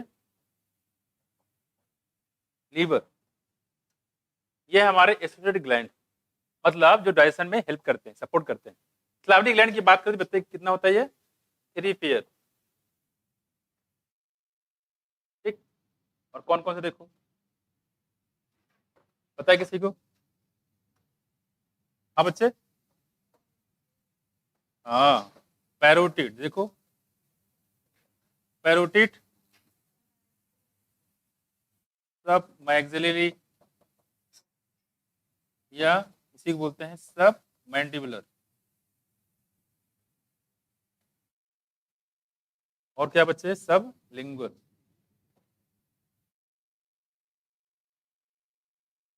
ये है पैरोटिड। यहाँ पे ये एक पेयर, ये एक पेयर, ये एक पेयर है। क्या देखो, सैलिवरी ग्लैंड की बात करें तो पैरोटिड होता है, और पैरोटिड ग्लैंड का कंट्रीब्यूशन सबसे ज्यादा होता है। और यही पैरोटिड ग्लैंड होते हैं जो सैलिवरी हिमालयस का सिक्रेशन करते हैं, या इसी को हम लोग बोलते हैं क्या? टाइलिन। क्या बोलेंगे? टाइलिन। ये हो गया हमारा पैरोटिड ग्लैंड। सब मैक्सिलरी ग्लैंड है, या सब म्यूकस ग्लैंड हो गया, ठीक है। इन सब का जो सिक्रेशन होता है किस चीज में? वाटरी सिक्रेशन होता है। अगर पैरोटिड ग्लैंड को छोड़ दिया जाए, ये सब वाटर का यानी कि सलाइवा का अमाउंट जो है बनाने का काम करते हैं। पेंक्रियास पता है? पेंक्रियास में बताया था हमने यहाँ पे, जैसे कि ये मिक्स ग्लैंड होता है जिनमें 98% कैसे होते हैं बच्चे, एक्सोक्राइन होता है। कैसा होता है? और 2% जो होता है ये एंडोक्राइन होता है, एंडोक्राइन। ठीक है, 98% एक्सोक्राइन, ठीक है, और 2% क्या होता है, एंडोक्राइन होता है। इसमें आते हैं आइलेट्स ऑफ लैंगरहैंस, जिसमें अल्फा, बीटा और डेल्टा सेल पाए जाते हैं। ठीक, उन्होंने बताया जब इंसुलिन तो वहां बताया इसके बारे में। ठीक, पायोटरी ग्लैंड का जो नाम है, ये डक्ट का नाम पूछा जाता है। ठीक है, पायोटरी ग्लैंड जो है यहाँ पे, इसके डक्ट का नाम होता है स्टेंसन डक्ट। क्या होता है? स्टेंसन डक्ट, स्टेंसन होता है। ठीक है, स्टेंसन डक्ट। और इससे जो सिक्रीशन होता है बच्चे, उसको बोलते हैं टाइलिन। क्या है बच्चे? टाइलिन, या इसी बोलते हैं स्लावरी एमाइलेज। पी साइलेंट है, टाइलिन या स्लावरी एमाइलेज। ठीक है, टाइलिन या स्लावरी एमाइलेज। और इसमें जो बेसिकली है, ये म्यूकस निकालते हैं। बेसिकली क्या निकालेंगे? म्यूकस। ये भी निकालेंगे म्यूकस। ठीक है, ये सब म्यूकस सिक्रीशन का काम करते हैं। तो एंजाइम बेसिकली देखा जाए तो पैरोटिड या पैरोटिड ग्लैंड से निकलते हैं। और ये कान के जस्ट नीचे जो है यहाँ पे पाया जाता है, ये just below the year, parotid gland. और अपर सेकंड मोलर पे जाके ये खुलते हैं। ठीक है, मोलर पे खुलेंगे। और बताया था इसी पैरोटिड ग्लैंड में इन्फेक्शन हो जाता है, जिसको हम लोग बोलते हैं मम्स, गलसुआ। मम्स बोलते हैं, गलसुआ बोलते हैं। ठीक है, तो ये ध्यान रखिएगा। इसी में इंजेक्शन लगता है MMR का, मीजल्स, मम्स और रोबियोला, है ना। स्लावरी ग्लैंड कितने पेयर बच्चे? 3 पेयर। पैरोटिड ग्लैंड, सबमैक्सिलरी और सबलिंगुअल। सबलिंगुअल, सबमैक्सिलरी काम होता है म्यूकस सिक्रीशन, मुंह के अंदर जो स्लाइवा होता है उसको बनाने का काम करेगा। पैरोटिड ग्लैंड का इसमें सबसे ज्यादा रोल होता है, स्लाइवा तो बनाएगा ही, साथ साथ एक एंजाइम निकलता है, इसका नाम है टाइलिन या स्लावरी एमाइलेज। और स्लावरी एमाइलेज, ये टाइलिन क्या करता है, ये स्टार्च को माल्टोज में चेंज कर देता है, पॉलीसैकेराइड को डाइसैकेराइड में। तो डाइजेशन कंप्लीट हुआ कि नहीं हुआ? नहीं हुआ। कंप्लीट तब माना जाएगा जब पॉलीसैकेराइड कितने चेंज हो जाए, ग्लूकोज में। क्लियर हुआ? तो कंप्लीट डाइजेशन नहीं होता है, लेकिन डाइजेशन शुरू हो जाता है। एक पॉइंट हो जाता है कि ह्यूमन बॉडी में डाइजेशन कहां से स्टार्ट होता है? माउथ से, स्टमक से, small intestine, large intestine. Mouth से होता है मैं, लेकिन कंप्लीट डाइजेशन नहीं होता है। कंप्लीट डाइजेशन आपके पास कहाँ होगा? इंटेस्टाइन। कहाँ पे? इंटेस्टाइन। ठीक है, हाँ, स्मॉल इंटेस्टाइन में। लार्ज इंटेस्टाइन में ऐसे कोई डाइजेशन होता नहीं है। क्लियर? ये हो गया स्लावरी ग्लैंड, पैंक्रियास और ये लीवर। तो स्टेप बाय स्टेप यहाँ पे हम लोग पढ़ना है। हम लोग क्या क्या पढ़ना है? एलिमेंट्री कैनाल, माउथ से लेकर नस तक, साथ साथ एसोसिएटेड ग्लैंड जिसमें आता है स्लावरी ग्लैंड, पैंक्रियास और लीवर आता है। ठीक, एक एक करके यहाँ पे हम लोग पढ़ते हैं। ठीक, देखो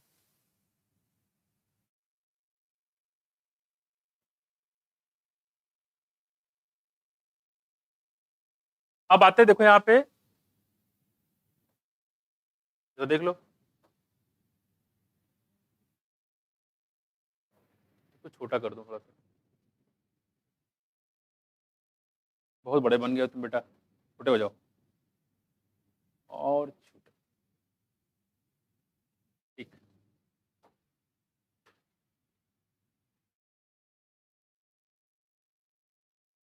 यहाँ देखो बच्चे, ये है पैरोटिड ग्लैंड। बताया था यहाँ पे जस्ट बिलो द एयर, ये होता है below the air, below the ear, कान के जस्ट नीचे पाया जाता है। इसलिए ये कान में इन्फेक्शन होता है, कान सूल जाता है। जैसे लोग कहते हैं मुल्तानी मिट्टी लगा दो ठीक हो जाएगा। हाँ बच्चे, क्या हो गया? लाइन में चल रहा है?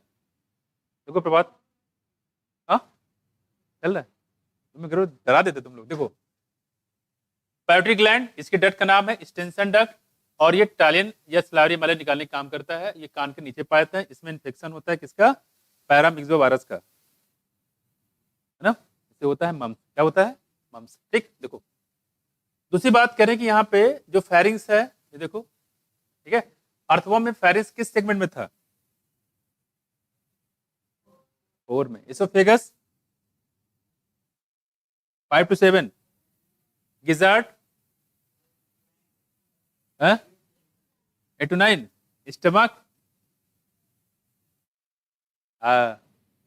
9 to 14। पढ़ते नहीं, पढ़ जाओगे। देखो यहाँ पे हम लोग बात कर रहे हैं ओरल कैविटी। ठीक है, माउथ के बाद क्या है बच्चे? ओरल कैविटी, जो अंदर के बाद कैविटी बनी हुई है। यहाँ दिया देखो सब मैक्सिली एंड सब लिंगुअल ग्लैंड, सब मैक्सिली है साथ साथ सब लिंगुअल ग्लैंड है, इसमें दो हैं, ठीक है। सब मैक्सिली अलग है, सब लिंगुअल है। सब लिंगुअल, लिंगुअल वर्ड होते थे इसके टंग के लिए, टंग को बोलते हैं लिंगुआ, तो टंग के नीचे होगा उसको बोलेंगे सब लिंगुअल ग्लैंड। आप टंग को ऊपर करोगे तो उसमें आपको हल्का सा ब्लूइश कलर का दिखाई देगा या ब्लैक कलर का, ठीक है। सब लिंगुअल होता है, उससे आपका स्लाइवा बनता है, सब मैक्सिली से भी स्लाइवा बनता है। खैर आगे देखो, ये आपका हो गया इसोफेगस, खाना जैसे ही खाओगे तुरंत आ गया इसोफेगस में, कहाँ गया इसोफेगस में। अगर खाना आपने दबा खा लिया तो यहाँ तक पहुंच जाएगा, स्टमक को फाड़ते हुए पूरा पहुंच जाएगा यहाँ तक। मैं कहते हैं नड्डी खा लिया पूरा जम के, ये गले तक आ जाएगा, है कि नहीं। और छोड़ना नहीं चाहिए, यहाँ तक खाना चाहिए, वरना खाना से फायदा क्या, जब तक कि माउथ से निकलने लगे खाना तो खाने का मतलब ही नहीं है। देखो यहाँ तक खाना पूरा फुल कर लो, है कि नहीं। हल्का सी गलती से किसी ने, भाई साहब तेरा पेट कुछ ज्यादा हल्का दबा निकल आया मुंह से बाहर, तो ऐसा यहाँ तक खाना चाहिए। देखो इसोफेगस, अगला हमारे पास क्या बच्चे, स्टमक, क्या है स्टमक, जो देखो स्टमक की बात क्या था हमारा, देखो यहाँ पे पैंक्रियाज है ना, और यहाँ देखो क्या है लीवर, साथ साथ में आपको गालब्लेडर है। लीवर का जो भी सिक्रीशन होगा वो जाके स्टोर कहाँ होता है, गाल ब्लेडर में स्टोर होता है और कंसंट्रेट होता है, कहाँ गाल ब्लेडर में, ठीक। आगे देखो, इसके बाद हम लोग बात करें यहाँ पे देखो ड्यूडेनम, ये देखो लिखा हुआ है स्मॉल इंटेस्टाइन का पार्ट शुरू होता है, और स्मॉल इंटेस्टाइन का पार्ट पहला कौन सा बच्चे, ड्यूडेनम बताया था, दूसरा कौन सा बच्चे, जेजुनम बताया था, तीसरा कौन सा बच्चे यहाँ पे इलियम बताया था, ये हुआ तीसरा। ड्यूडेनम, जेजुनम और इलियम, इलियम जहां खत्म होता है वहीं स्टार्ट हो जाता है क्या, सीकम, क्या शुरू होता है सीकम। एक चीज और देख लो, एक क्वेश्चन पूछा गया था कि जो वर्मी फॉर अपेंडिक्स होता है कहां से एराइज होता है, क्या बताओगे, ये देखो ये सीकम, सीकम से एराइज हो गया क्या वर्मी फॉर अपेंडिक्स, ये पूछा गया आपसे। तो सीकम जो ओरिजिनेट होता है ये vermi for appendix, sorry vermi for appendix जो होता है, जो कैसा होता है वेस्टिजियल होता है, कैसा होता है वेस्टिजियल, अभी क्वेश्चन कराएंगे तो मिलेगा। और ये कहां से निकलता है बच्चे, सीकम, तो सीकम से बनता है वर्मी फॉर अपेंडिक्स। ये ब्लाइंड सैक ये भी होता है, यहाँ जाने के बाद ये खत्म हो जाए, हिपैटिक सी का बताया था, ब्लाइंड सैक होता है, आगे जाने के बाद रास्ता खत्म। और यहाँ पे कुछ सिम्बायोटिक बैक्टीरिया भी पाए जाते हैं, क्लियर। तो अगर आपसे पूछे वर्मी फॉर अपेंडिक्स कौन बनाता है तो क्या बताओगे, सीकम, ठीक। आगे देखो, इसके बाद हम लोग बात करते हैं यहाँ पे डिसेंडिंग कोलन, सिग्माइड कोलन, और देखो एक चीज यहाँ दिया होगा, यहाँ पे देखो ये सिग्माइड कोलन पुरानी किताब में हो सकता ना दिया हो, दिया है हा? बोलो बोलो, हो सकता है गैब हो, देखो मगर ध्यान से, तो देखो कोई बात नहीं, हम तो देखो आप कह रहे हैं, बात कर रहे हैं लार्ज इंटेस्टाइन के, तो पहला कौन सा बच्चे सीकम, दूसरा कौन सा है कोलन, कौन कौन से कोलन देखो जरा, असेंडिंग कोलन मतलब ऊपर को जाने वाले, ट्रांसफर कोलन मतलब लेटरल साइड पे, फिर क्या बच्चे, ठीक है, डिसेंडिंग कोलन फिर नीचे की तरफ आने वाले, असेंडिंग ऊपर तरफ जाने वाले और डिसेंडिंग नीचे तरफ आने वाले, ठीक। और देखो इसके बाद इसमें एक ऐड कर दिया गया बच्चे सिग्माइड कोलन, कौन, सिग्माइड कोलन को भी ऐड कर दिया गया है, ठीक है, इसको सिग्माइड कोलन को। और देखो यहाँ पे क्या है, इसके बाद रेक्टम में साथ में जाते हैं एनएस पे, ये खत्म हो जाता है, ये कहानी है कुछ, ठीक है।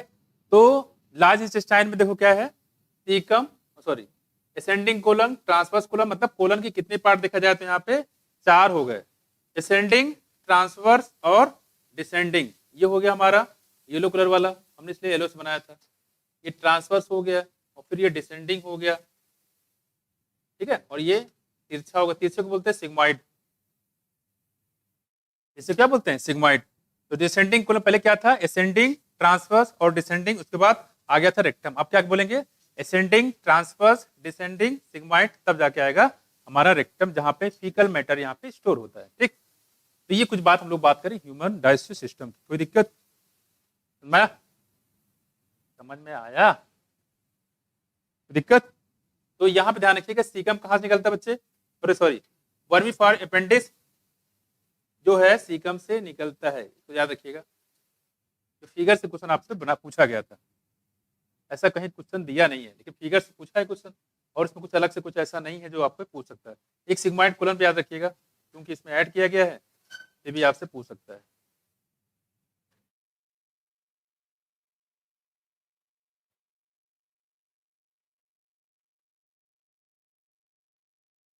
तो ह्यूमन में डेंटल फार्मूला कैसे बच्चे, क्या फार्मूला बताया हमने? 2 1 2 1 2 3। अब बच्चों में मिल्क टीथ 2 1 0 2। कौन कौन गायब है?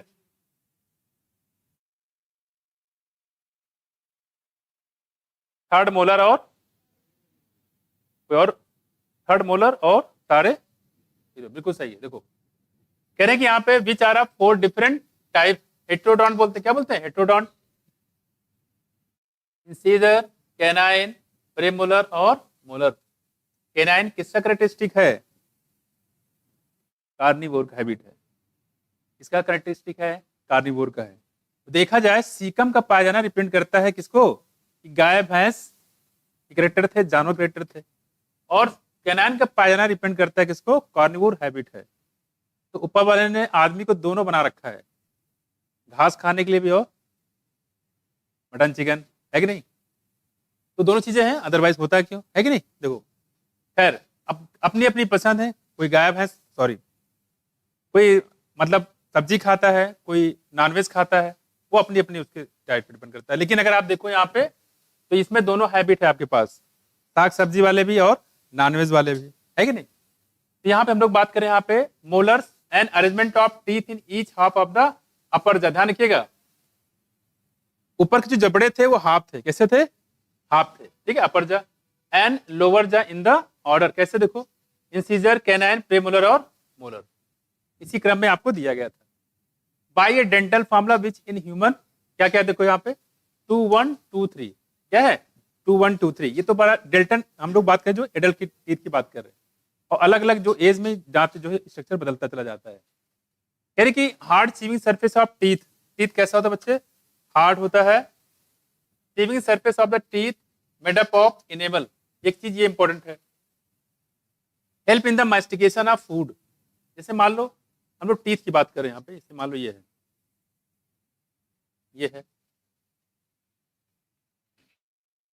इस तरीके से है। इसी के ऊपर यहाँ देखो एक ये कवरिंग पाई जाती है, देखो इस तरह से,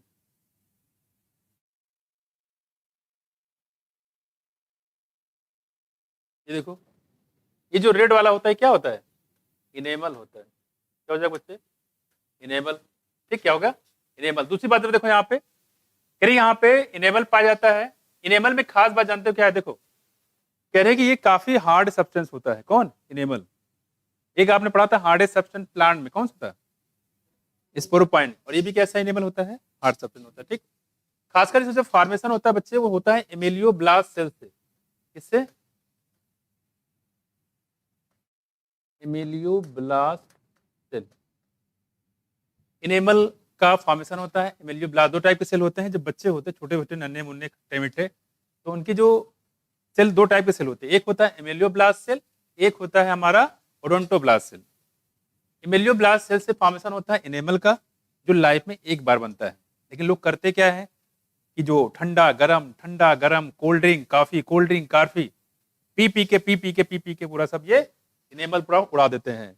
खासकर रात के समय जो लोग मीठा खाते हैं लेकिन वो ब्रश नहीं करते, जिससे क्या होगा कि पूरा जो इनेमल होता है उसमें फर्मेंटेशन होगा। मीठा खाओ क्या होगा? फर्मेंटेशन क्या बनेगा? एसिड। और एसिड क्या करता है? धीरे धीरे इनेमल को डिजनरेट करने लगता है।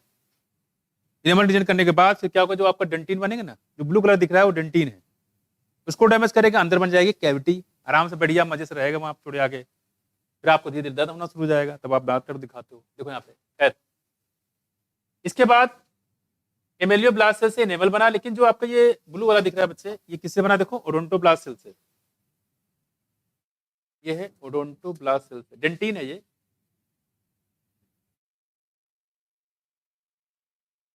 ओडोंटोब्लास्ट सेल,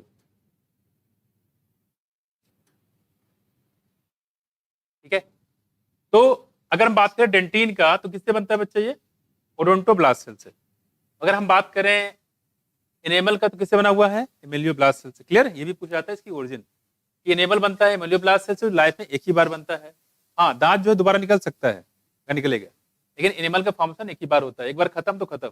ठीक है। अच्छा, इससे दिक्कत क्या होती है? दिक्कत ये होती है इसमें जो नर्व्स पाए जाते हैं यहाँ पे, देखो ये नर्व्स ओपन हो जाते हैं। देखो ये अगर यहाँ पे ऊपर जो इमोल्यूबल सॉरी इनेमल अगर निकल गया है तो नर्व्स ओपन आ जाते हैं।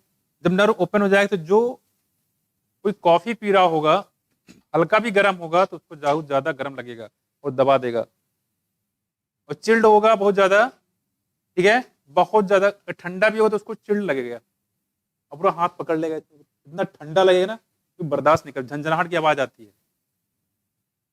ऐड कर रहे हो, हम नहीं नाम ले सकते यहाँ पे, स्पॉन्सरशिप फिर हो जाएगा फ्री, है कि नहीं? फ्री में स्पॉन्सरशिप देते नहीं। देखो हाँ हाँ देखो टूथपेस्ट का ऐड कर रहे हो, यहाँ देखो।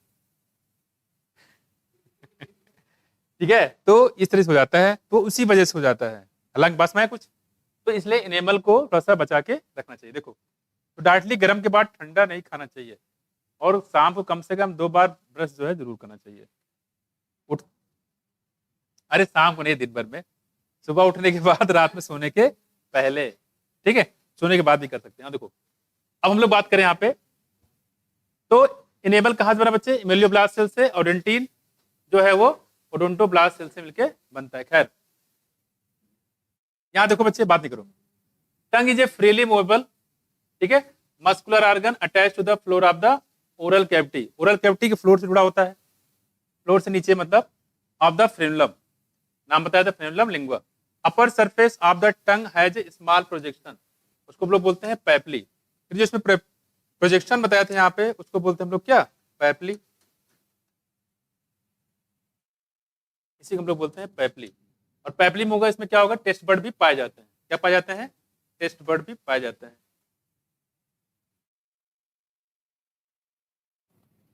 ठीक है, इसमें टेस्ट बर्ड होगा, some of which bear taste बर्ड, यानी कि पैपली बहुत सारे होते हैं लेकिन टेस्ट बर्ड कुछ हो सकते हैं, कुछ पे यहाँ पे हो सकते हैं, लेकिन पैपली पूरे बॉडी उसमें पूरे टंग पे होता है। ठीक, एक बात और, इसमें जो बर्ड्स होते हैं, कुछ बर्ड्स का बेसिकली काम क्या होता है? देखो यहाँ पे इस टाइप के बर्ड्स होते हैं, ये टाइप, और यहीं से लगातार जो है सिक्रीशन होता है किसका? वाटर का। आप टंग देखो हमेशा गीला रहता है, ये निकलता है। कुछ लोग करते हैं, इसको एक औजार होता है इस टाइप का, देखो मदद से उसको रगड़ते हैं। ठीक, रगड़ने से जो टेस्ट बर्ड होता है ना, ये पूरे उड़ जाते हैं। ये देखो मैं लगातार रगड़ते रहोगे, टेस्ट बर्ड उड़ जाते हैं। कुछ दिन के बाद कहेंगे अरे यार मुझे कुछ समझ में नहीं आ रहा, ये खट्टा है कि मीठा है कि तीखा है। टेस्ट का उनको महसूस ही नहीं होता है, जितना चाहो उतना तीखा खिला दो, बस में कुछ, और साथ साथ जो टेस्ट का एहसास नहीं होगा। साथ साथ दूसरी बात दिक्कत ये आती है यहाँ पे, पता कब चलता है? समझ गए? पता कब चलेगा? तीखा खिला दिया है या खट्टा खिला दिया है, मीठा खिला दिया, तो उसको पता ही नहीं चलता है। समझ आया? और मिर्चा बहुत ज्यादा खिला दिया तब क्या करेगा? यह तो पता चलना, पता चलेगा सुबह मॉर्निंग शो में। यहाँ देखो, अब कह रहे हैं यहाँ पे ओरल कैविटी लीव्स, ध्यान रखिएगा इसमें कुछ पैपली पे बर्ड्स पाए जाते हैं। देखो विच बियर्स टेस्ट बर्ड, पैपली पे टेस्ट बर्ड होते हैं। The oral cavity leads into short pharynx, उसके बाद ये शॉर्ट फेरिंग्स में खुलता है, which serve as a common passage for food and air. आपको पता है जो आपका फेरिंग्स होगा वहां दो चीजों की जगह बना हुआ, देखो ऐसे, जैसे हम इसको बना है कुछ इस टाइप से बन सकता है। देखो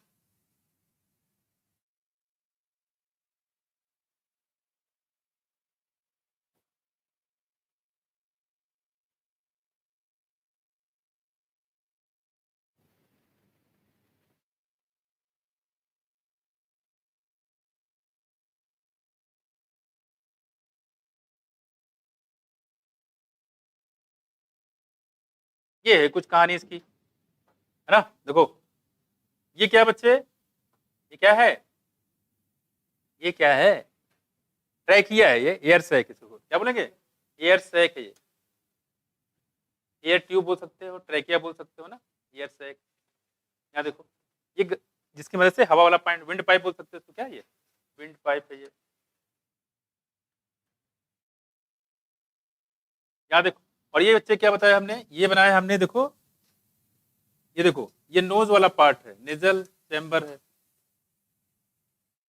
और ये कैसा है? ये ओरल कैविटी है, माउथ वाला ये ओरल कैविटी। ये देखो ये ओरल कैविटी ऊपर नोज वाला पोर्शन है, तो एयर इधर से आएगा। देखो ये देखो इधर से एयर आ रहा है, देखो ये गया आ रही है, जा रही है ये, और इधर से खाना आएगा, ये जो भी आप खा रहे हैं, देखो। बाकी यहाँ पे होता है एक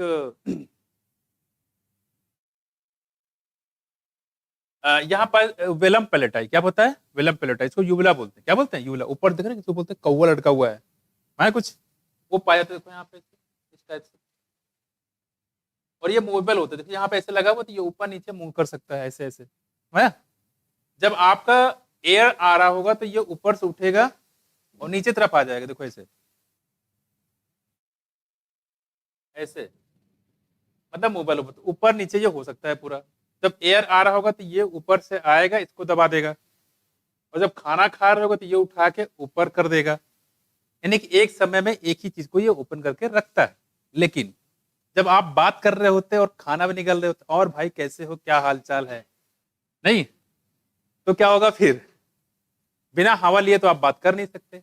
आप हवा मत लो, देखो बात कर सकते हो, नहीं कर पाओगे। ठीक। तो कुछ लोग खाना भी खा रहे होते हैं, बात भी कर रहे होते हैं, तो ये हो जाता है कंफ्यूज कि हम करें तो क्या करें। इधर से भी प्रेशर, इधर से भी प्रेशर, तो कहता है जाओ जहां जाना हो। होता है क्या, ये खाने की टुकड़ा जाने की जगह यहाँ पे ये चलाता है, यहाँ पे किसमें? ग्लॉटिस में, एयर सैक में विंड पाइप चलाता है। तो जैसे ये आएगा, लोग बात करते थे ये गया विंड पाइप, क्योंकि इतनी दूर कौन आना चाहेगा, ये चला जाता है। खाने की जगह ये वाला है, इसको बोलते हैं क्या? इसोफेगस।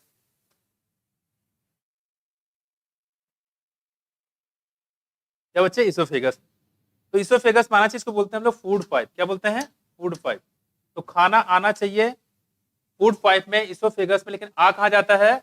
विंड पाइप में, जिसके वजह से चोकिंग होता है, बहुत बहुत जलन होते हैं। तो लोग पानी पीते हैं, तो क्या पानी पीने से ठीक हो जाता है?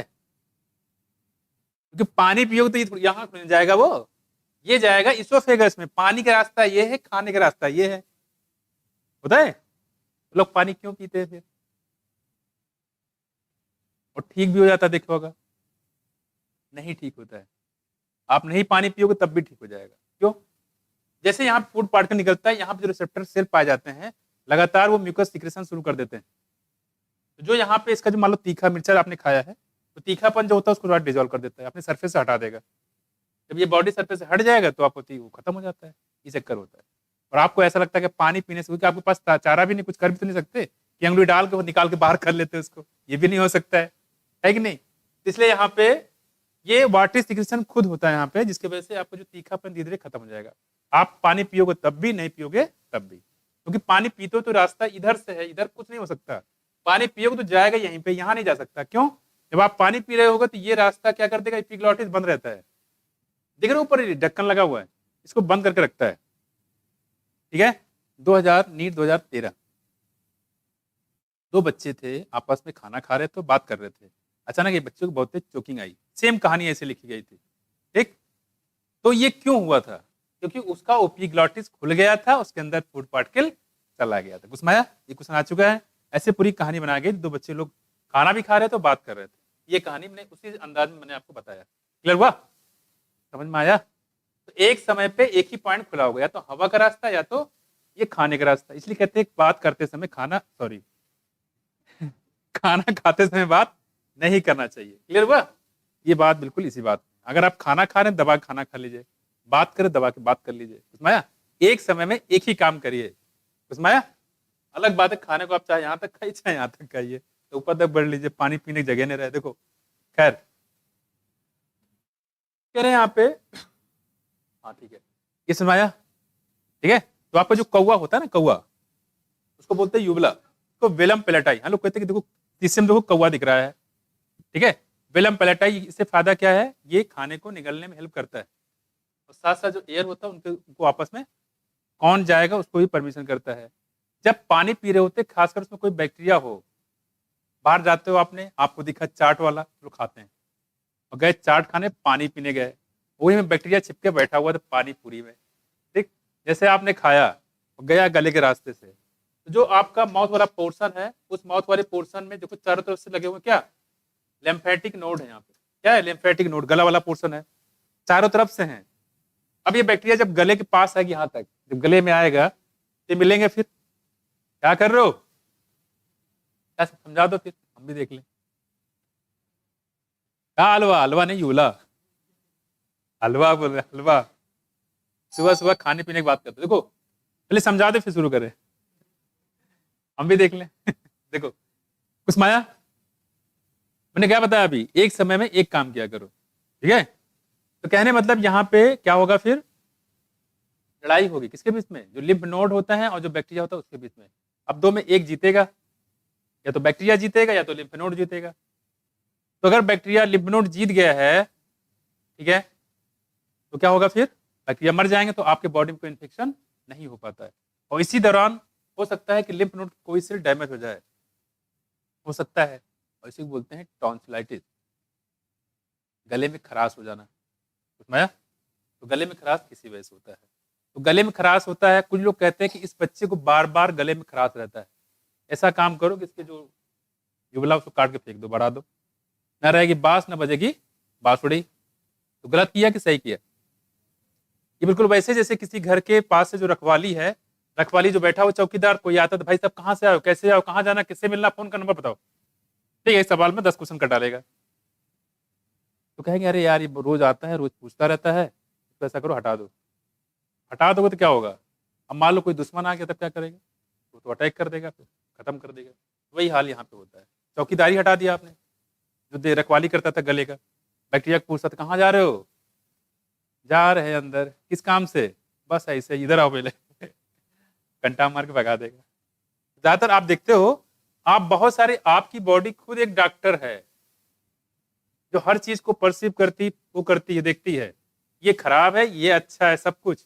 अदरवाइज आप देखो, आप दिन भर में कितनी चीजें खा जाते हो और पता नहीं कैसे कैसे कंडीशन से बना होता है। समोसा एग्जाम्पल में ढेर सारी उसमें मक्खियां लगी रहती है, ठीक है, और मक्खियों ने अपना पूरा कंट्रीब्यूशन कर रखा होता है ना, भन भन भन भन, और वही काली काली मच्छी, गटर वाली कच्ची मच्छी। देखो, और उसी के समोसे से चटनी से कितनी चाव से लोग खाते हैं, तो क्या ही बताए। देखो, लेकिन यहाँ देखो, इधर यहाँ देखो, यार इधर देखो, देखो तो कह रहे हैं यहाँ पे, लेकिन फिर भी देखो इधर, हमारी बॉडी में इसको डिस्ट्रॉय कर दिया जाता है। मैं प्रॉब्लम तभी होता है जब एक्सेस में आप बार बार गलती करते रहे, एक्सेस में आप चीजें खाते रहे, देखो आप, तब तो फिर कुछ नहीं हो पाएगा। यहाँ देखो, कह रहे हैं कि common passage food and air, the oesophagus and the trachea. Oesophagus trachea की बात इसको बोलते हैं wind pipe, open into pharynx. ये कहाँ खुलते हैं, फेरिंक्स। एक चीज और देखो, मजे की बात देखो, एक नली हमने ये बताया, इसके बारे में बताया नहीं मैं आपको, इसको बोलते हैं स्टेशन ट्यूब। क्या बोलते हैं, स्टेशन ट्यूब। और यहां से जो कान वाला पार्ट है ना, मिडिल ईयर, कान के 3 पार्ट हैं, एक्सटर्नल ईयर, मिडिल ईयर और इनर। जो मिडिल ईयर पार्ट, जहाँ पे 3 बोन पाई थी, मैलियस, इनकस और स्टेप, कह रहे हैं कि उसी बोन में ये जाके खुलता है, ठीक है। और आपने ये क्या करता है, जो कान में अगर मान लो प्रेशर बहुत ज्यादा हो गया, अचानक किसी ने बम फोड़ दिया, आदमी जा रहा पीछे से इतना बड़ा सूतली वाला बम उड़ा दिया, ठीक है, उसको पता ही नहीं पीछे से, अचानक प्रेशर जाएगा तो फट जाएगा कान के पर्दे, ये ड्रम निकल जाएगा। तो इसलिए देखा होगा, यहां से इसका कनेक्शन, मिडिल ईयर का कनेक्शन देखो, यहाँ मुंह से होता है। जैसे कोई बम फटता है तो मुंह अचानक ऊपर से खुल जाता है, देखो ऐसे, हाँ खुल जाएगा, और कोई जो प्रेशर होता है वो बाहर निकल जाएगा, किसका, आवाज, साउंड का। अदरवाइज प्रेशर को इक्वलाइज नहीं कर पाए, कान का पर्दा उड़ जाएगा। तो प्रेशर को इक्वलाइज करने के लिए, कान के पर्दे के लिए, वहां से कनेक्शन होता है डायरेक्टली, किसका, ये फेरिंग से होता है, ठीक है। लेकिन कभी कभी आपने देखा भी एक चीज को, जैसे कान में आपने दवा डालते, कभी कान में दर्द हुआ हो, आपने दवा डालते हैं, और वो दवा कहाँ चला आता है, देखो मुंह में चला आता है, तो आप कड़वा कड़वा लगता है, नहीं लगता है, लगता है। तो इसी वजह से होता है, क्योंकि कान का जो दवा कहाँ आ गया, आपके मुंह में आ गया, स्टेशन ट्यूब के थ्रू, उसमें उसका कनेक्शन आपस में होता है। इसके बारे में एक क्वेश्चन पूछा गया था, नीट 2013 या 14 में पूछा गया था, कि कोई आदमी मान लो उसका नाक बंद कर ले, जिंदा रहेगा वो मर जाएगा। क्वेश्चन कराएंगे तो बात करते, सोचते रहो, बताना फिर। यहां देखो, हाँ, नाक और मुंह दोनों बंद कर ले, तो सोचते मुंह से सांस लेगा, नाक भी बंद कर ले, मुंह भी बंद कर ले, तो क्या वो जिंदा रहेगा, सर्वाइव करेगा? देखो आप कह रहे हैं यहाँ पे, एक क्वेश्चन था, ठीक है, देखो कह रहे कि वास्तव में ये क्वेश्चन देखा जाए तो ये पूरा जो है एमबीबीएस के सिलेबस में थे। मैंने क्या बताया, पहले 10-15 क्वेश्चन, 20 क्वेश्चन बाहर देते थे, आउट ऑफ एनसीईआरटी, को लेना देना होता नहीं था, एक्सपेरिमेंटल बेस्ड होते थे, ठीक है। तो यहां देखो क्या है, ठीक है, आप कह रहे हैं कि अगर मान लो ये फेरेंस बात कर रहे हैं, एक कार्टिलेजिनस फ्लैप, यहाँ देखो क्या करता है, क्या है, एक कार्टिलेजिनस फ्लैप होता है, उसको बोलते हैं एपिग्लॉटिस। ये देखो यहाँ पे ये वाला रेड वाला, ये क्या है, एपिग्लॉटिस है। क्या है, एपिग्लॉटिस। फिर epiglottis prevent the entry of food, इसमें फूड जा नहीं पाता है, ठीक है, food into the glottis, opening of the wind pipe. During swallowing, यानी जब खाना आप निगलते हैं उस दौरान जो है फूड पार्टिकल जो है इसमें ट्रेकिया में, एयर सैक में, विंड पाइप में नहीं जा पाता, तो कहाँ जाएगा, ये जाएगा हमारा इसोफेगस में। फिर द इसोफेगस इज थिन, जो इसोफेगस होता है कैसा होता है बच्चे, थिन होता है, लॉन्ग ट्यूब होता है, which stand posteriorly passing through the neck, और गर्दन से होके जाए, किसी के गर्दन, सामने देख रहे ट्रैकिया, इसके जस्ट पीछे वाला लगा हुआ इसोफेगस, यानी कि नेक, थोरैक्स और साथ में डायफ्राम, डायफ्राम को फाड़ते हुए निकलता है और पहुंचता कहां पे है, लीड्स टू जे से bag like structure known as stomach में। कहां पे, स्टमक में। तो ये कुछ बातें यहाँ पे हम लोग कर रहे थे स्टमक के बारे में, ठीक। देखो तो इनेमल का फॉर्मेशन किससे होता है, एमिलियोब्लास्ट सेल से, और डेंटिन का फार्मूला किससे होता है, ओडोंटोब्लास्ट सेल से। इसमें बहुत सारे और जो होते हैं, टोम फाइबर होता है, बहुत सारे, जो सब आपसे पूछा जाएगा नहीं।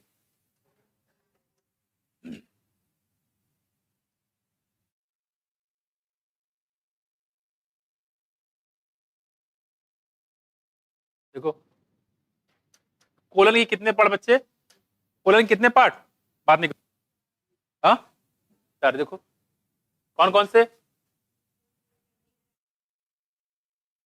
हाँ देखो, कह रहे कि यहाँ पे स्टमक मस्कुलर स्फिंक्टर, यहाँ देखो कह रहे मस्कुलर स्फिंक्टर पाया जाता है, गैस्ट्रोइसोफेजियल स्फिंक्टर होता है, जैसे मान लो ये है इसोफेगस, और यहाँ से क्या स्टार्ट हो रहा है, मान लो स्टमक हो गया, यहाँ पे देखो ये ऐसे, ये ऐसे ऐसे स्फिंक्टर पाया जाता है, ठीक है। इसी स्फिंक्टर को क्या बोलते हैं बच्चे, गैस्ट्रोइसोफेजियल, क्या है, गैस्ट्रोइसोफेजियल स्फिंक्टर बोलते हैं। क्या करते हैं, देखो यहाँ पे जो इसोफेगस में खाना है,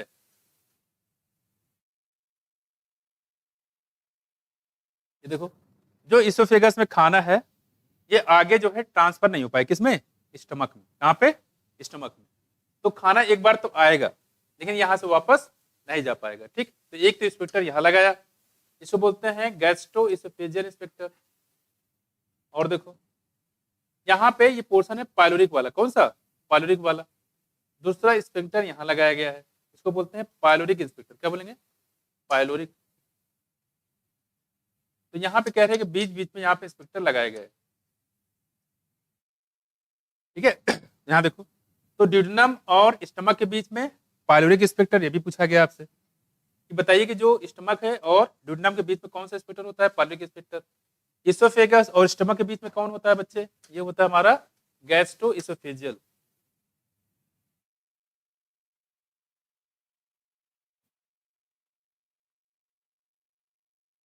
गैस्ट्रो इसोफेजियल स्पेक्टर होता है, ठीक, दो हो गए। तो स्टमक से खाना इसोफेगस में जाएगा गैस्ट्रो इसोफेजियल स्पेक्टर की मदद से, ड्यूडेनम खाना स्टमक में नहीं जाएगा पाइलोरिक स्पेक्टर की मदद से, और ये होगा हमारा कौन सा, स्टमक। कौन है, स्टमक, क्लियर। अब सवाल यहाँ पे स्टमक के कई कितने सारे पार्ट देखो, कह रहे कि opening of oesophagus into the stomach, opening of the oesophagus into the stomach is, stomach बात करें located in the upper left portion of the abdomen cavity, abdomen cavity होता है, हैज ए 4 मेजर पार्ट, उसमें 4 major part होते हैं। देखो क्या है, एक कार्डियक पोर्शन इन विच, एक कार्डियक पोर्शन होता है, ठीक है। अच्छा इसमें जो आगे के पोर्शन है उनको हम करा देंगे नेक्स्ट टर्न पे, अभी कुछ क्वेश्चन कराना है वो तो देख लो जेनेटिक्स वाले, ठीक है।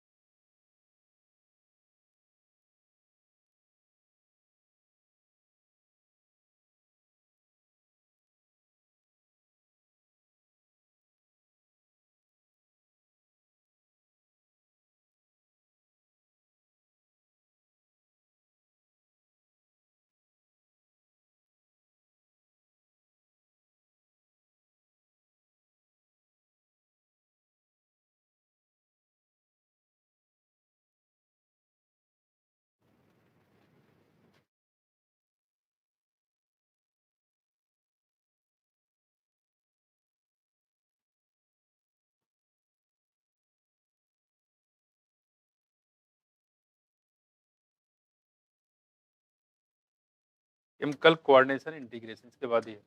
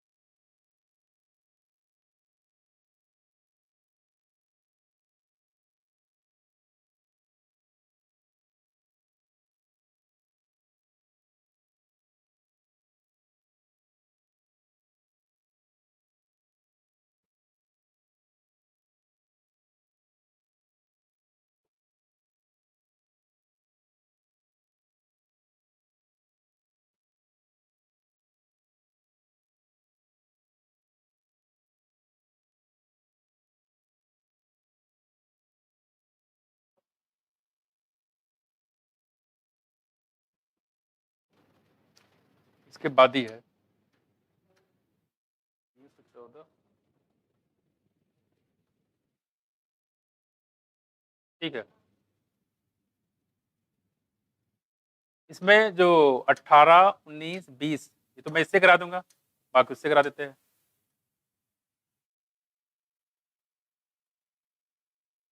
लियोट्रॉपी से भी एजेटिव क्वेश्चन नहीं आ रहे हैं।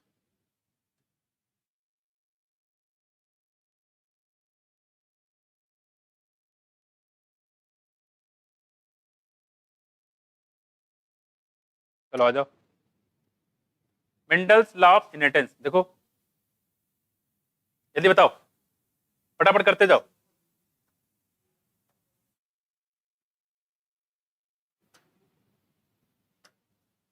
क्या हो गया देखो, how many type of true breeding pre plant varieties did Mendel select pair, ठीक है, कितना जाएगा 14 या 7 पेयर हो जाएगा, ठीक है, 14 या 7 पेयर हो जाएगा। दूसरा बता दो 2017 के कदे देख लेते हैं। Among the following characters which was not considered Mendel's in his experiment, trichome use किया था क्या, नहीं यूज किया था, तो ये हो जाएगा, जो गलत वही सही है। देखो तीसरा देखो, which one of the those given below is the period of Mendel's hybridization experiment, बताओ है 1856 से 1863 तक। क्वेश्चन नंबर 11 बताओ, 11 कह रहे कि आइडेंटिफाई रॉन्ग स्टेटमेंट, क्या बताना, पहले बात तो किया अगर इसको मार्क कर लिया करो, wrong with reference to the gene I that control ABO blood group, ठीक है, the gene I has 3 allele, पता ही है, ए बी और आई, ये बात सही है बिल्कुल। कह रहे कि a person will have only 2 of the 3 allele, सही बात है कि एक पर्सन में 2 ही एलील होंगे 3 में से, ठीक है। तीसरा कह रहे कि when I A and I B are present together they express same type, यहाँ क्या लिख दिया सेम टाइप, डिफरेंट टाइप हो गया, आई ए होगा तो ये अलग ए बनाएगा, आई बी होगा तो बी बनाएगा, लेकिन दोनों होंगे तो ये ए बी बन जाएंगे। इसका मतलब यही क्या हो जाएगा, ये गलत हो जाएगा। और allele I does not produce any sugar, ये बिल्कुल बात सही है।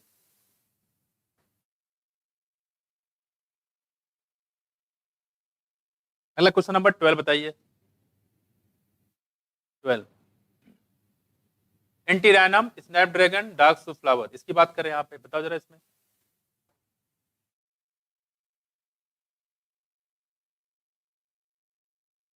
ठीक है, क्रॉस विद व्हाइट फ्लावर, कह रही कि रेड फ्लावर है, इसको क्रॉस किया किससे, व्हाइट फ्लावर से, F1 जनरेशन। पिंक फ्लावर जो है बनते हैं when pink flower were selfed, the F2 generation showed white red and pink flower, choose the incorrect statement, यहाँ पे इनकरेक्ट बताना कौन सा है, ठीक है। इसमें law of segregation does not apply in this experiment, law of segregation apply नहीं होता है, बोलो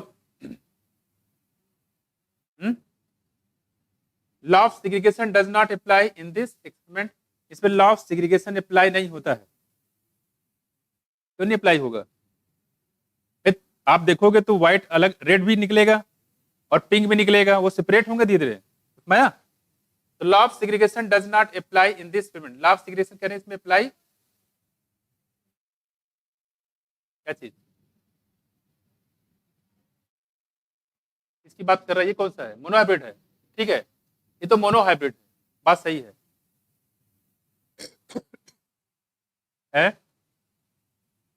देखो यहाँ पे this experiment does not follow the principle of dominance, dominance को रिप्रेजेंट नहीं करता, सही बात है, क्योंकि इसमें पिंक बन गया था, ये तो सही है।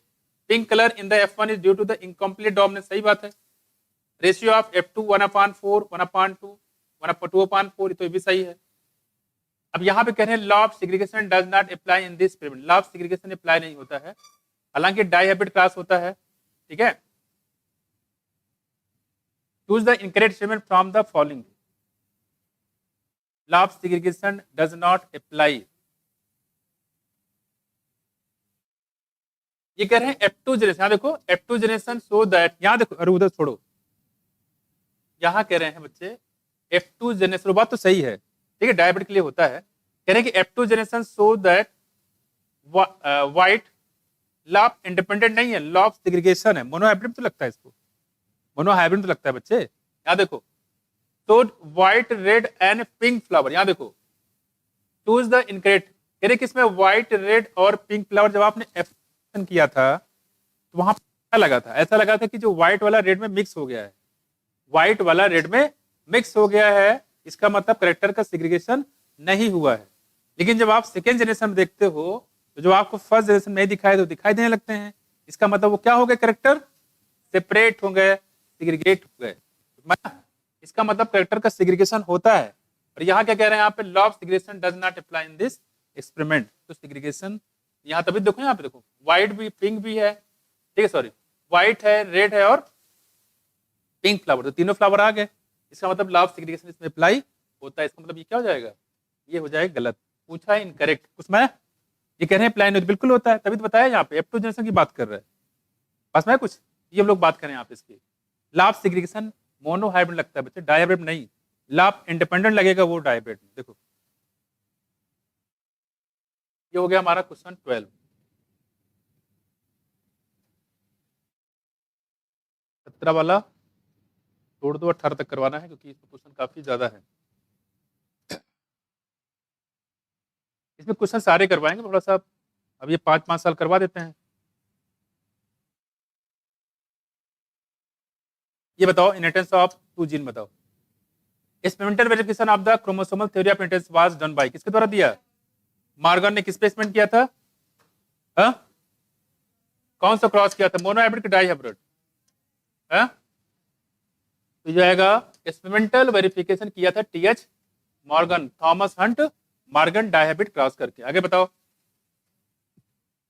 What map unit centimorgan is adopted in the construction of a genetic map, ये पूछा गया 2019 में। इसमें सिर्फ मॉर्गन का नाम दिया गया है, सेंटी मॉर्गन का नाम दिया गया है, मॉर्गन का नाम है ही है, सेंटी मॉर्गन या मैप यूनिट का नाम दिया गया है, इसके बारे में बहुत डिस्क्रिप्शन किया नहीं गया है बुक में। पहले देखो यहाँ, पहले इसको समझ लो, यहाँ पे देखो क्या है, आपने देखा होगा क्रोमोसोम के बारे में, देखो ये क्रोमोसोम मान लो, ठीक है, तो क्रोमोसोम DNA बना दिया, देखो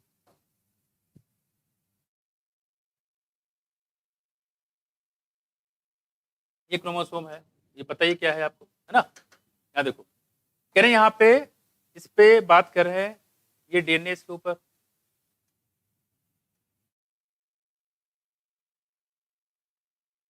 यहाँ पे अगर हम सिंपल से ऐसे बात करें जैसे कि ये होता है पूरा, देखो ये और ये होमोलॉगस क्रोमोसोम है, होमोलॉगस क्रोमोसोम में क्या बताया था हमने, यहाँ पे पाए जाते हैं जीन, क्या पाए जाते हैं? जीन, ठीक है। अब कह रहे हैं कि ये 2 जीन है, नजदीक है, बिल्कुल नजदीक है ना, तो जितने नजदीक होंगे इनके बीच में अट्रैक्शन फोर्स उतना ही ज्यादा होता है। तो जब अट्रैक्शन फोर्स ज्यादा होगा तो इसको निकालना आसान होगा कि मुश्किल? मुश्किल होगा। ये जो अट्रैक्शन फोर्स होता है इसी का नाम दिया गया था क्या? लिंकेज। क्या बोलते हैं इसको? लिंकेज। जो 2 जीन के बीच का अट्रैक्शन फोर्स उसी को बोलते हैं बच्चे लिंकेज। क्या बोलेंगे? लिंकेज। इसका मतलब ये जितना नजदीक रहेंगे लिंकेज उतना ज्यादा रहेगा, इनको निकालना उतना मुश्किल होगा, मतलब क्रॉसिंग ओवर कम होगा, मुश्किल होगा।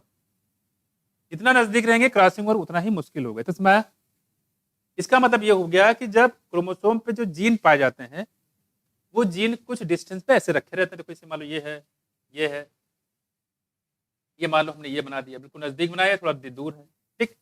अब एक चीज थोड़ा ध्यान रखिएगा, यानी कि जो ये क्रोमोसोम है, इस क्रोमोसोम पे ये दो जीन मैंने दिखाई, देखो ये, इसको देखो और इसको देखो, किसमें लिंकेज ज्यादा होगा? इस वाले में ज्यादा होगा, इसमें कम होगा, क्योंकि ये जीन थोड़ा दूर दूर है, यहाँ पे जीन क्या है? नजदीक है।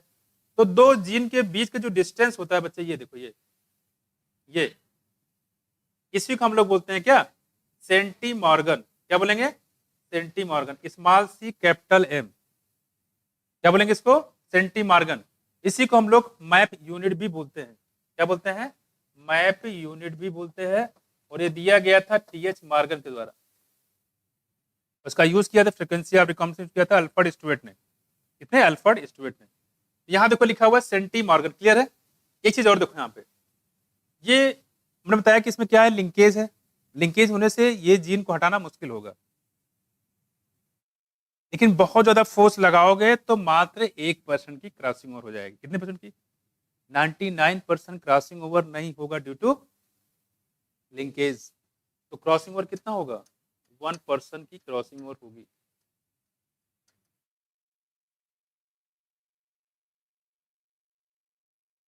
दो जीन एक दूसरे नजदीक रखे हो जिनमें क्रॉसिंग ओवर के चांस मात्र 1% हो, तो ऐसे दो जीन के बीच के डिस्टेंस को बोलते हैं सेंटीमॉर्गन या मैप यूनिट। कुछ माया? कुछ माया? दो जीन इतने नजदीक रखे हो जिसमें मात्र क्रॉसिंग ओवर 1% हो। हमने याद करिए, बताया था ड्रोसोफिला में 37 पॉइंट क्या 2 बताया था, 98% क्रॉसिंग ओवर दिखाया था। यहाँ पे कह रहे हैं अगर 1% की क्रॉसिंग ओवर होता है तो उसको बोलेंगे, वो जो जीन जिनमें क्रॉसिंग ओवर की चांस मात्र 1% होता है, उन दो जीन के बीच के डिस्टेंस बोलते हैं मैप यूनिट या सेंटीमॉर्गन। याद रहेगा? ठीक, याद रहेगा। अभी देखो यहाँ पे इसे जीन रखे हुए हैं, ठीक है, 1 2 3 4 ऐसे जीन रख देंगे और इनके बीच में डिस्टेंस निकलवाते हैं। इनके बताइए, इनके बीच में डिस्टेंस कितना निकलेगा, क्रॉसिंग ओवर कितना निकलेगा? ये भी इस पे क्वेश्चन आपको दिया गया, वो भी हम आपको बताएंगे। कितना समझ आया? तो 1% का क्रॉसिंग ओवर हो उसको बोलेंगे क्या? सेंटीमॉर्गन या मैप यूनिट। क्लियर हुआ इतना? अब ऑप्शन देख लो। Unit of distance between gene on a chromosome represent the 50% crossing over. Unit of distance between the two space gene over कितना? 10% crossing over. Unit of distance between the two space gene having 100% crossing over. Unit of distance between the gene on chromosome represent 1% crossing over. Clear है? तो ऐसे भी चीजें ये पूछ सकता है। अगला देखो, frequency of recombination between gene present on the same chromosome as a measure of distance between gene are explained by। बताओ किसने एक्सप्लेन किया था? फ्रीक्वेंसी ऑफ रिकॉम्बिनेशन का जो कॉम्बिनेशन है, कॉन्सेप्ट दिया था किसने? अल्फ्रेड स्टुअर्ट ने। किसने? अल्फ्रेड स्टुअर्ट थे क्या बच्चे? क्या थे ये? फिजिसिस्ट थे। क्या थे ये? फिजिसिस्ट थे। कुछ माया? क्या थे बच्चे? फिजिसिस्ट। मैं कुछ एक क्वेश्चन में उसको बता दूं फिर छोड़ दूंगा आपको। तिरपन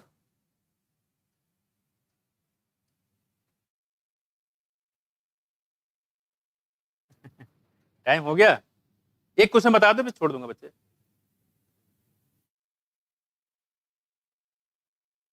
में एक क्वेश्चन और है, इसमें शायद हो सकता है मिले भी ना। मैं आपको बता देता हूँ ऐसे ही, नहीं मिले बता दूंगा। हाँ बच्चे,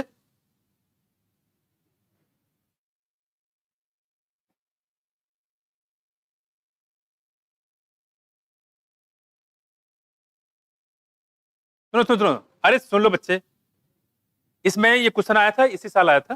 ठीक है, क्वेश्चन ये था, ये थोड़ा सा अलग से टाइप क्वेश्चन है, इसी बेस पे बेस्ड है, वो मैं बता देता हूँ आपको। क्वेश्चन ये था, देखो इनको लिखना चाहे लिख सकते हैं। The recombination of frequency between the genes A and C is 5%। कुछ इस टाइप से मैं बता देता हूँ आपको।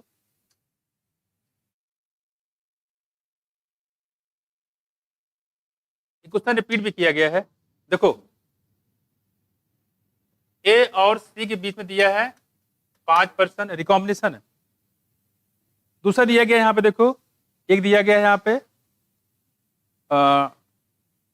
Gene A and C 5%, B and C 15%।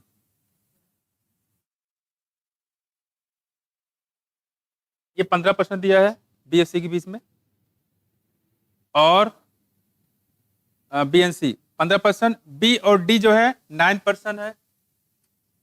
B और डी के बीच में कितना है, 9% है। इसको देख लो फिर छोड़ देंगे। इसके बाद ए और बी जो है 20% है, ए बी 20%।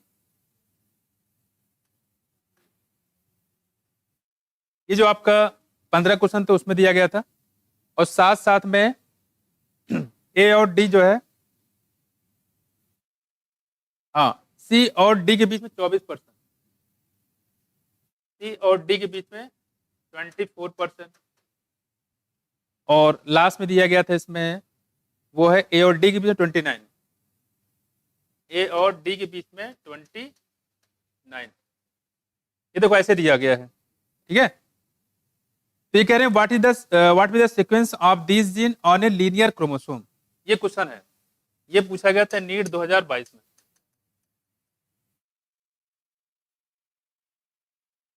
नीट 2022 में इससे पहले 2 बार और पूछा जा चुका है मैं, और ये क्वेश्चन तो देख के बच्चों ने छोड़ दिया होगा, छोड़ो इसको, पता नहीं क्या है, ठीक है, पता नहीं क्या दिया है, क्या निकालने इसमें, कुछ समझ नहीं आ रहा। देखो क्या करना है इसमें, ऐसे क्वेश्चन में सबसे पहले क्या करना है, एक चीज मेजर करो, सबसे लंबी डिस्टेंस कहाँ है, ये वाला देखो कितना है, 29%। जिसमें रिकॉम्बिनेशन सबसे ज्यादा हो पहले उसको पकड़ो। देखो